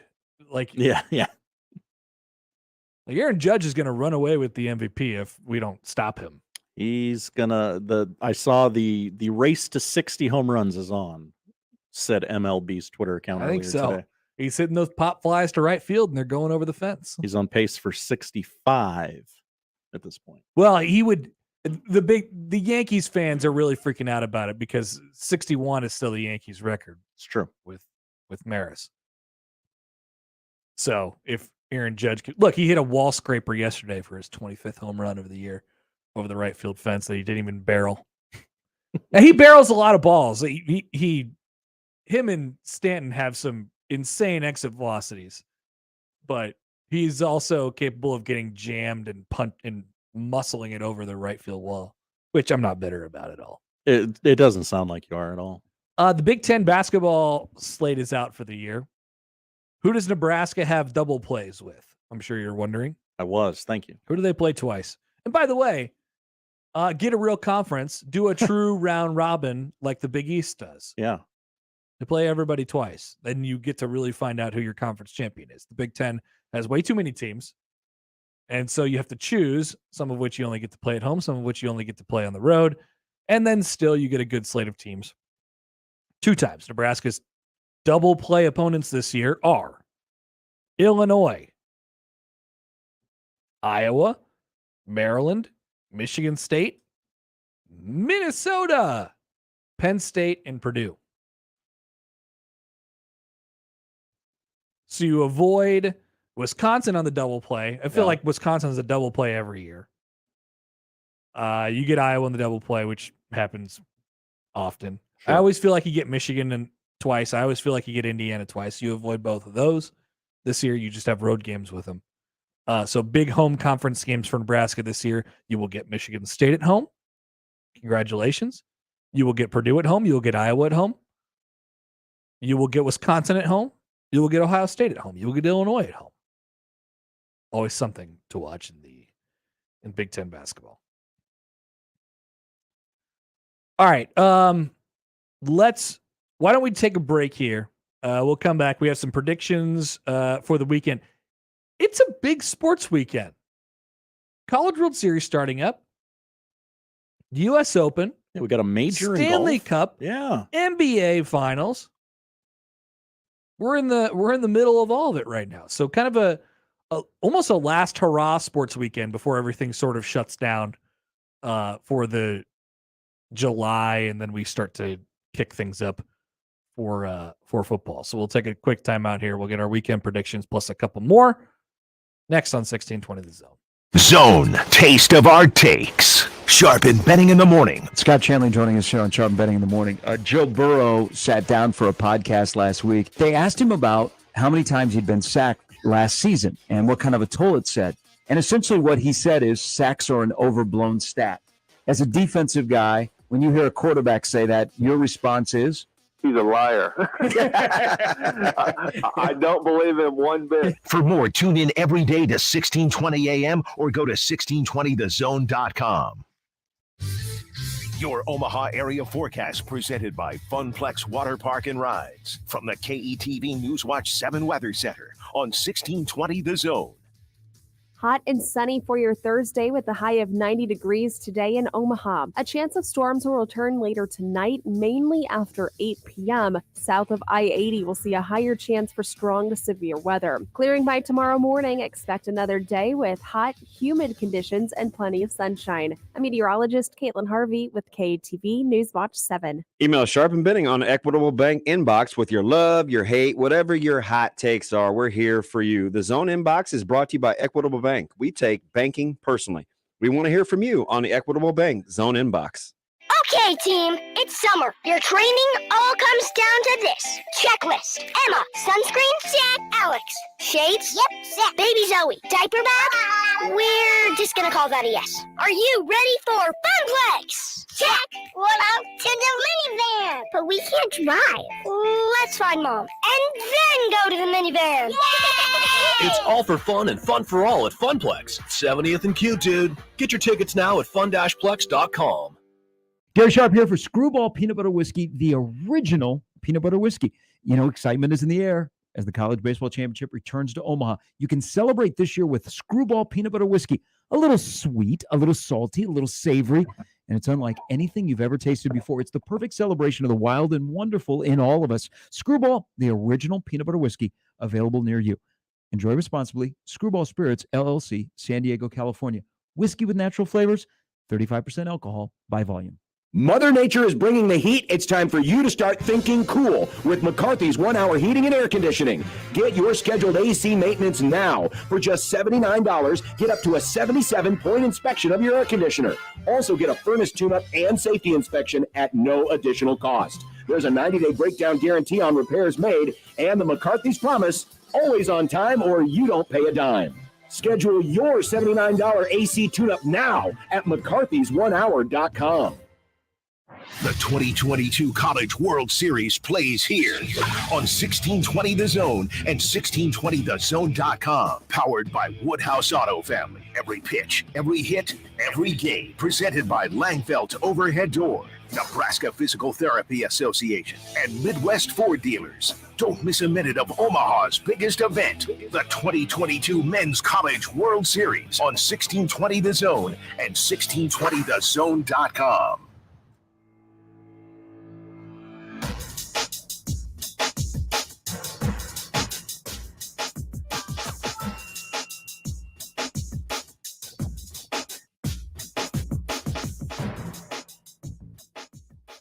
Could you imagine putting at the U.S. Open? It's not anything like, playing at Benson. Not that Benson's, Benson, we love Benson. But, it's... These guys are barely tapping these putts and they're blowing them for 15 feet by the hole. The U.S. Open is notoriously tough. In some cases, like, annoyingly tough. As they can't do anything right. How many strokes would you need to shoot under par at the U.S. Open? Me or like this weekend to win? No, I'm talking about you. Oh, 100. Like if they started you off with like a 70 stroke lead, would you be able to win? I feel like I'd fall back to the middle of the pack. I'd be leading after the first day, probably. Yeah, I'd like to think so. But I would eat those strokes in 2 days, probably. Yeah, potentially less. God, that's right. I got to go 4 days, don't I? Yeah, that's that's the issue. It's not enough. I mean, they don't want, like, the U.S. Open straight up doesn't want people to shoot under par. This is their whole goal. They're like, nope, we're going to make this as difficult as it possibly can be. And if you can beat us, then fine. But the winner, we would love that to be around even par. It hasn't worked out that way sometimes. We've had some easier quote unquote U.S. Opens. But the whole point of it is pain, misery. And you talk to any golf people and they're like, yeah, we want the carnage. We want people to just be screwed up in the brain this weekend. All messed up. 3 foreigners at the top. Callum Tarrant, David Lingmerth, and Rory McIlroy. All 3 under at the U.S. Open. Going back to the Husker football question from earlier that we asked Sam, which are they closer to? Is Nebraska closer to being the team that is capable of not stubbing its toe? Once again, going back to the idea that you sort of split the season in half. Mm-hmm. with the first 6 or 7 games, 7 or 8 games even. And then you have the last 4, which are quite a bit more challenging with Minnesota, Michigan, Wisconsin, and Iowa. Which team are they closer to? Are they closer to being the team that you don't have to worry about stubbing their toe against inferior, quote unquote, competition? Or are they closer to getting over the hump against a team that they haven't been able to beat lately? Which do you trust them more to do? I'm going in we got an email on this, which I'll get to in a second. Sort of funny, the response to this. I'm going to go in the opposite direction of Sam. Like it's going to take a long time for me to get that trust back with Nebraska football. Even if they do go on even if they do rip off 7 out of their first 8 this year, I'm not going to be convinced that we're just done losing to Purdue, that we're just done losing to Illinois, that we're just done losing to Northwestern. And that's going to scare me for a while. There's going to be a lot of like, ooh, one play didn't go well. Ooh, took a sack for 6-yard loss. Ooh, gosh, here we go again. Just so quickly. As much as I hate the theory of like, as much as I don't love the idea of Nebraska not being able to beat these teams consistently, I still know that it's a possibility. I don't really trust them to not stub their toe in one of those games. That's the biggest thing right now in, the win total math that you're trying to come up with. However, I don't think they're terribly far away from beating a team like Iowa. I don't think they're terribly far away from beating a team like Wisconsin. And Minnesota's on, a different challenge for different reasons than those two teams. I don't think they're far away from beating a team like that either. And they took Michigan down to the wire last year. I would still say that's sort of unlikely for this year, but we'll see how their season starts. They're sort of a wild card coming off of last year and what happened, and then what happened in the offseason. I actually think that it's more likely Nebraska gets 1 or 2 of those than they just run through the first 8 games on their schedule with only 1 loss. That would be putting together. I mean, if we're assuming that they're 7-1 with the 1 loss being to Oklahoma going into that last 4-game stretch, you're ripping off 3. You're ripping off 2 3-game winning streaks, 2 separate 3-game winning streaks. I mean, it wouldn't shock you if, because there's so many new parts and so many new things, that they drop one early that they shouldn't, and then by the end of the season, kind of figure a couple things out and get one that you didn't think they were going to get. And so it's a push, basically. Yep. Wouldn't shock me at all. I don't know if you know this. No preseason in college football. I mean, luckily they have it set up so it's arguably your easiest 3 opponents right out of the gate. Yeah. Northwestern will always pose some sort of an issue because it's a well-coached group. Yeah. Always a close game. But you have, except for last year, except that time it wasn't. Georgia Southern and North Dakota on the other side of that, and you're expected to win both of them. So you have your lightest 3 games right out of the gate. If Nebraska slips up and stubs their toe on one of those games, we're talking big trouble. Yeah. I mean, maybe this is what we need to boil it down to. If they don't start 3-0, it's big trouble around here. So it's not just 1-0, because that's what everybody's sort of focusing on. Yes, Northwestern, I think, is, for all intents and purposes right now, until it ends, your biggest game of the year. Am I wrong for having still some slight worry about the 2 games that follow that leading into Oklahoma? No, I think there's definitely a lot of scar tissue there from the team not looking right, not taking care of business when they should. I mean, it is paramount that you start 3-0. Yeah. It's not even a debate at this point. If you want to get to where you're going, and if you want to have a successful season, Nebraska has to win each of those first 3 games. They have to do something that they have not done in the Scott Frost era, which is win 3 games in a row. They have to do that. and we're asking it right now. Right out of the gate. Otherwise, with a new QB, new OC, and many more new parts. Otherwise, there's pain on the horizon. Yeah, you're not going to like coming to work every day if you don't go 3-0. Nope. It's just hard to do it's hard to do the math after that. You can't the math doesn't add up if you drop one of those games. Just as we said sort of last year when they, going into the Illinois game, the math doesn't really add up if you don't beat Illinois. And guess what? They didn't beat Illinois and the math didn't add up. Yeah. The email, by the way, from Chris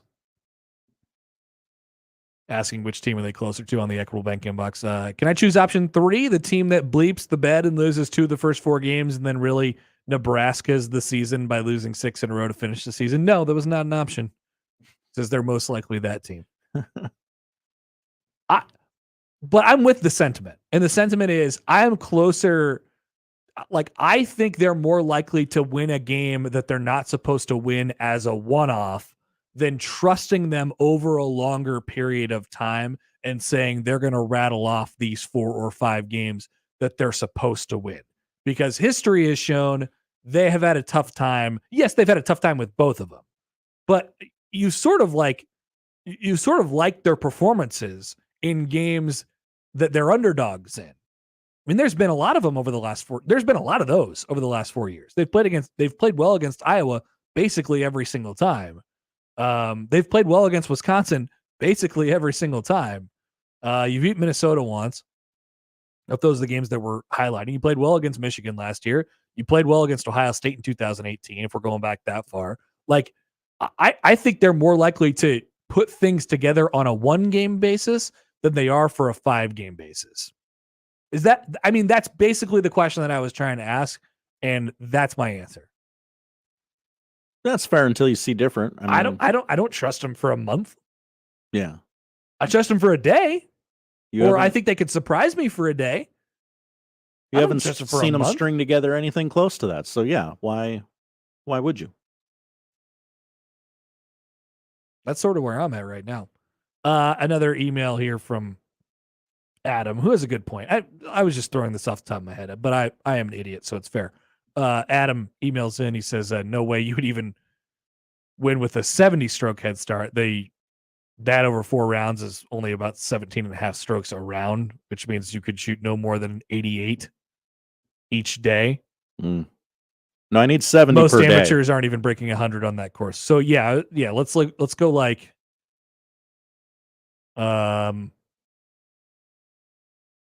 it's got to be closer to about 150. That's the number I was thinking. $150. 150 strokes. Am I in contention? Nah.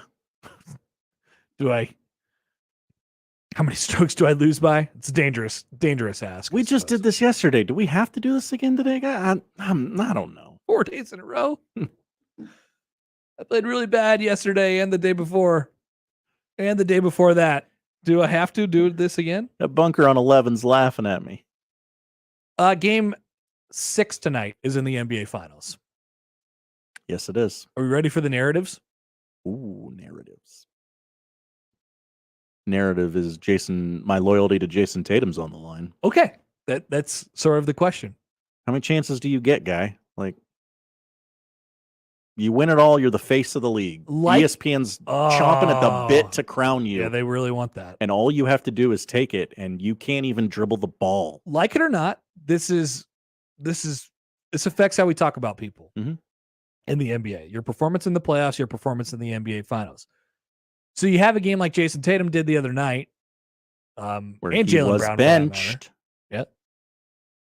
And not aggressive and sort of like, am I scared? Yeah. Not a Mamba mentality. Scared would be the word that I would probably use there in a game 5 on the road. So yeah, I think tonight is a pretty big deal. For that. Am I a bad fan if I think it's over tonight? No, I don't think that makes you a bad fan. However, I just don't know how you can have any sort of idea of really where it's headed. Like, and it's weird because maybe this is sort of admitting or saying that the Celtics are a better team, and maybe that is the case here. But I think it sort of all goes on them. They have sort of dictated this series, and when they have the night like a couple nights ago, where it was just a no-show from some of their best guys, basically. I mean, that was the reason they lost it. Mm-hmm. Now, you're not going to have a night where Steph Curry is as bad as he was, not making a 3 for the first time in God knows how long. He ain't going over again, Boston. Oh, he's not. So you have that hill to sort of climb over again tonight. Yeah.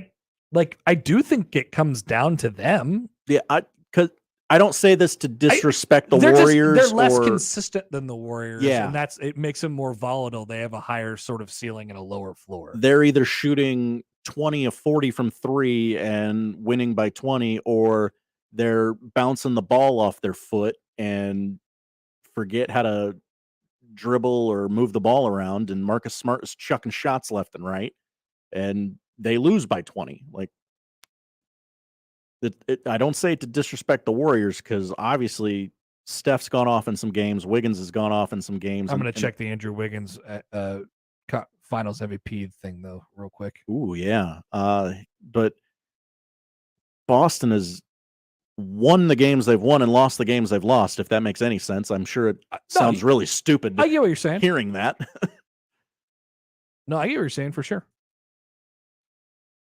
Andrew Wiggins, NBA Finals MVP odds. Still plus 2,000. I mean, that's the scenario, right? If it goes 7 and Andrew Wiggins has a big game 7, he could steal it. You would need Curry to have another bad game in a crucial spot, which it feels unlikely. It does feel unlikely, yes. He gets the benefit of the doubt here, where Jason Tatum doesn't. No.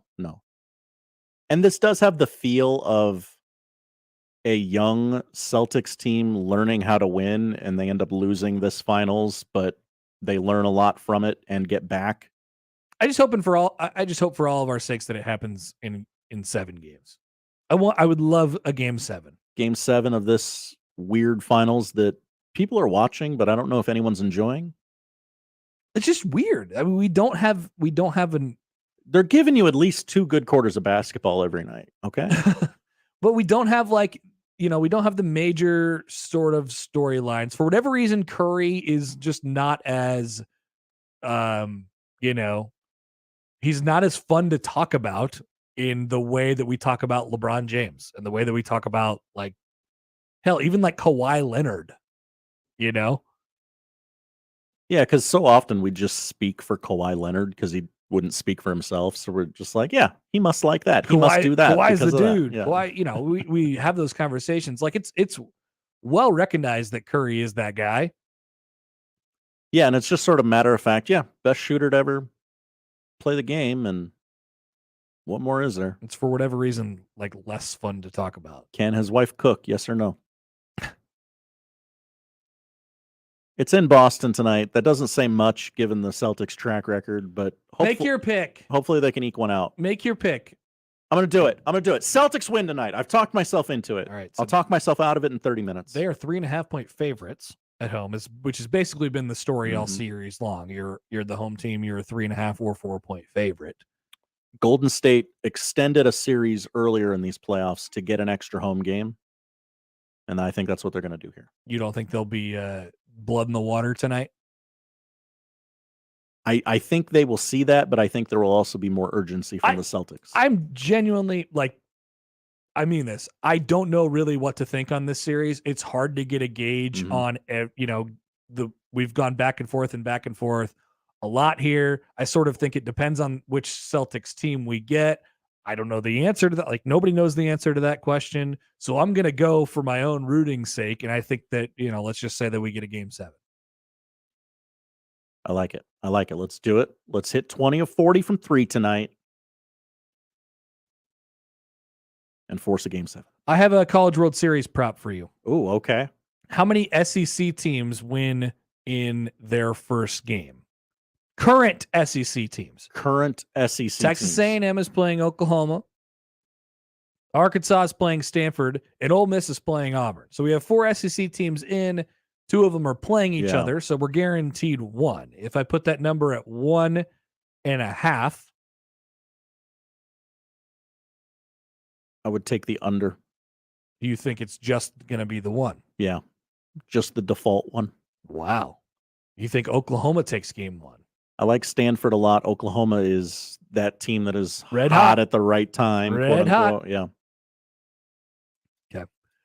Tomorrow night should be really fun, by the way, the College World Series.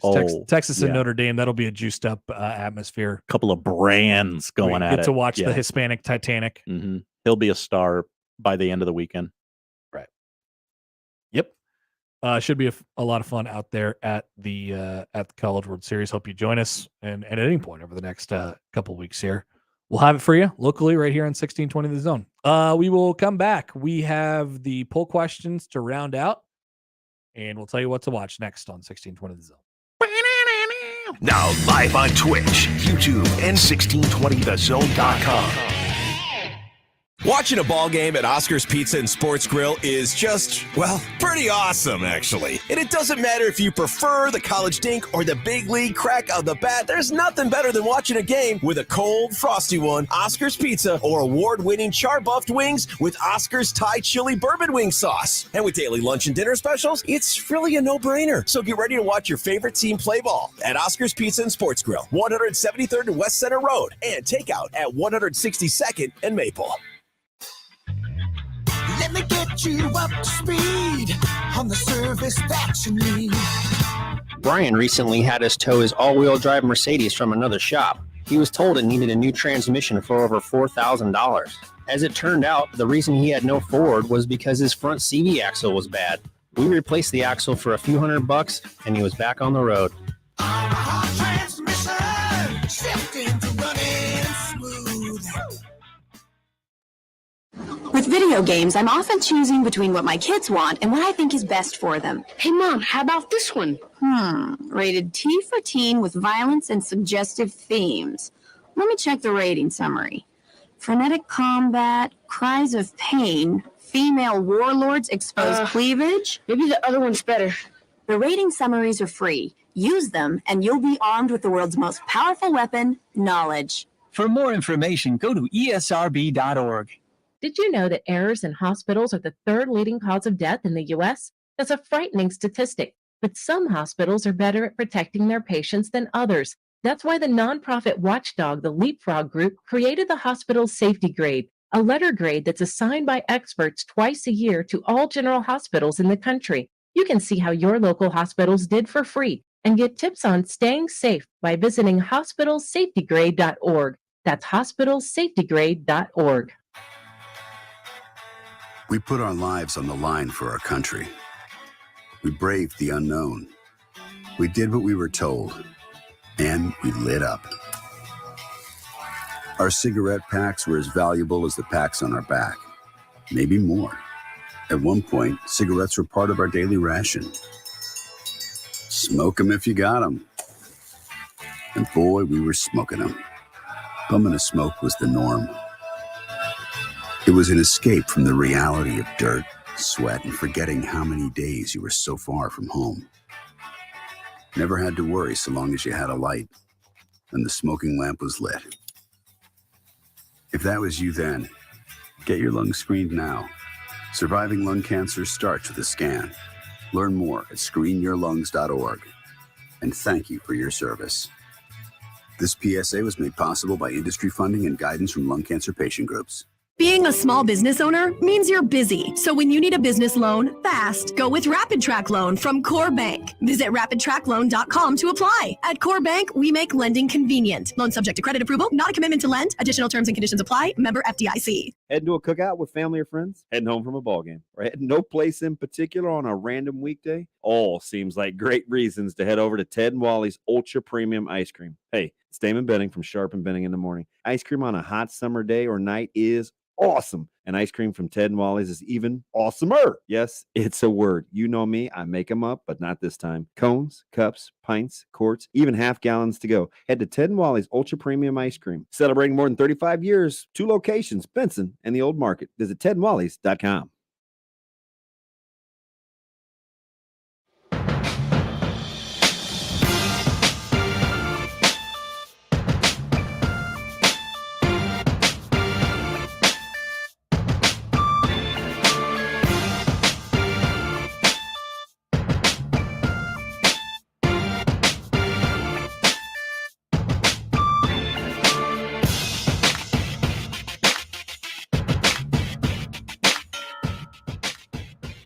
All right, poll questions up from today's show, of which there are a plethora. A plethora. There you go, Josh.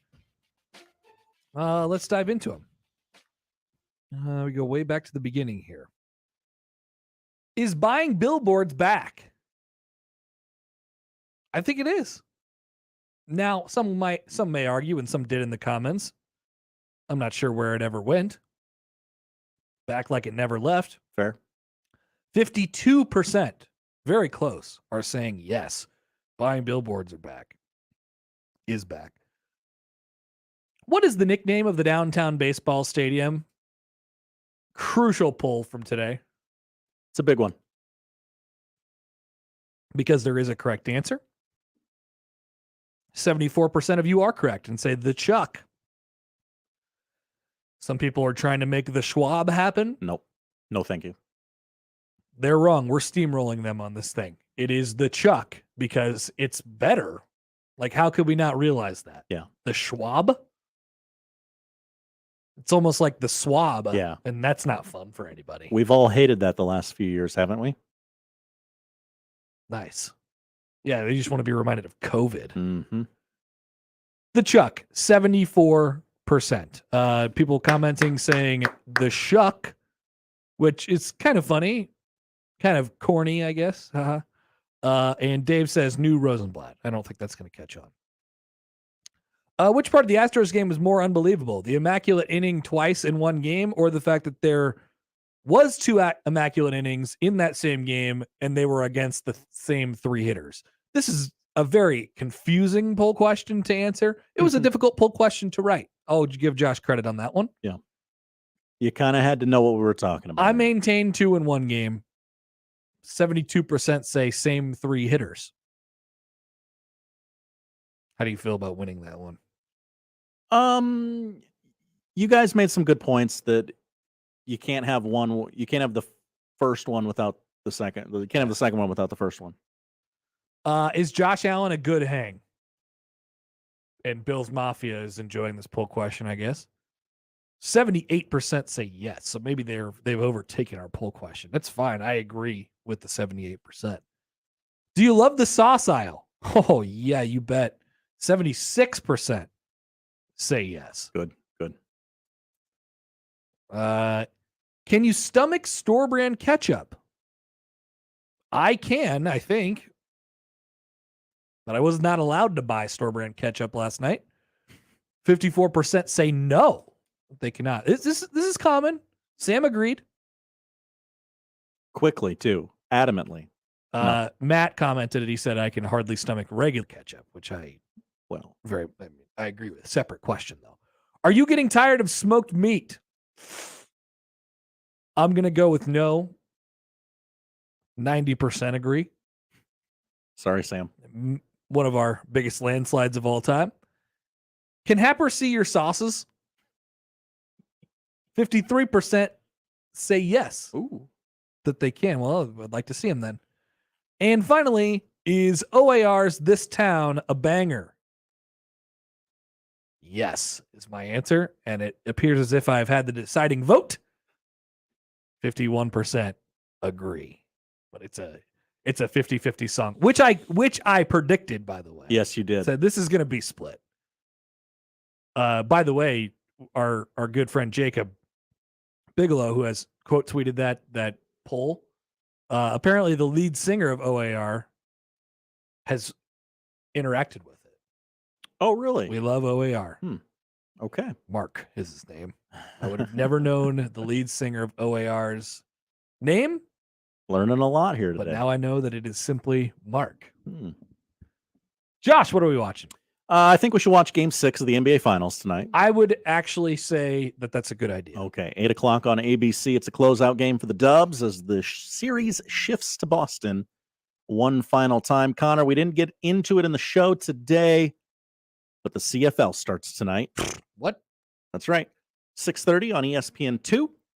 The Montreal Alouettes at the Toronto Argonauts. The Winnipeg Blue Bombers have the best odds to win the Grey Cup. The Argonauts have the best odds to win in the East. So powerhouses. Yeah, get your CFL knowledge right.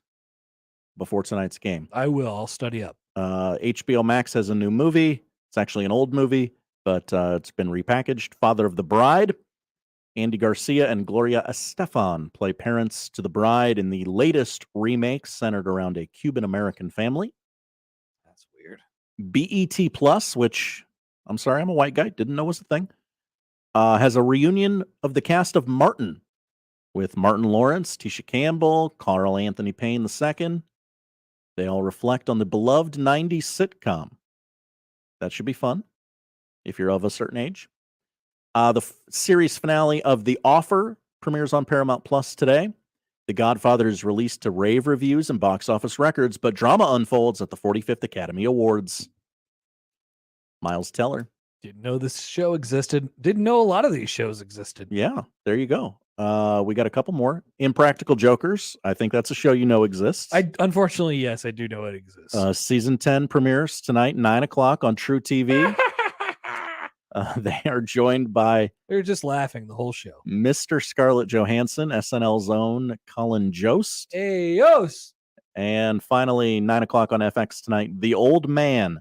Jeff Bridges plays an ex-CIA operative ambushed by a trained assassin. That's kind of interesting. Yeah, John Lithgow co-stars. John Lithgow? Yeah. Is that it? That is it. That is what to watch tonight. That is what to watch tonight, and that will do it from here. If you missed anything, check it out on the replay, 1620thezone.com. We're going to be in different places, and you'll hear different voices at this time over the next couple weeks. So enjoy that, and come visit us at the Baseball Village at the College World Series. Enjoy the series as well. Say hi to us. Bring us a bottle of water. The Connor Happer Show, as it's branded, will return at some point late in the next week after this coming week. Yeah, there's a potential that we are back in the saddle next Friday. Not this coming Friday. Not tomorrow, but the Friday after. No matter what, we're back the 28th. Long time. Long time. All right. We'll be hot and sweaty. We'll talk to you guys in between. Enjoy the weekend. Enjoy the series. Crossovers next. Talk to you guys. Live from the Host Coffee Studio.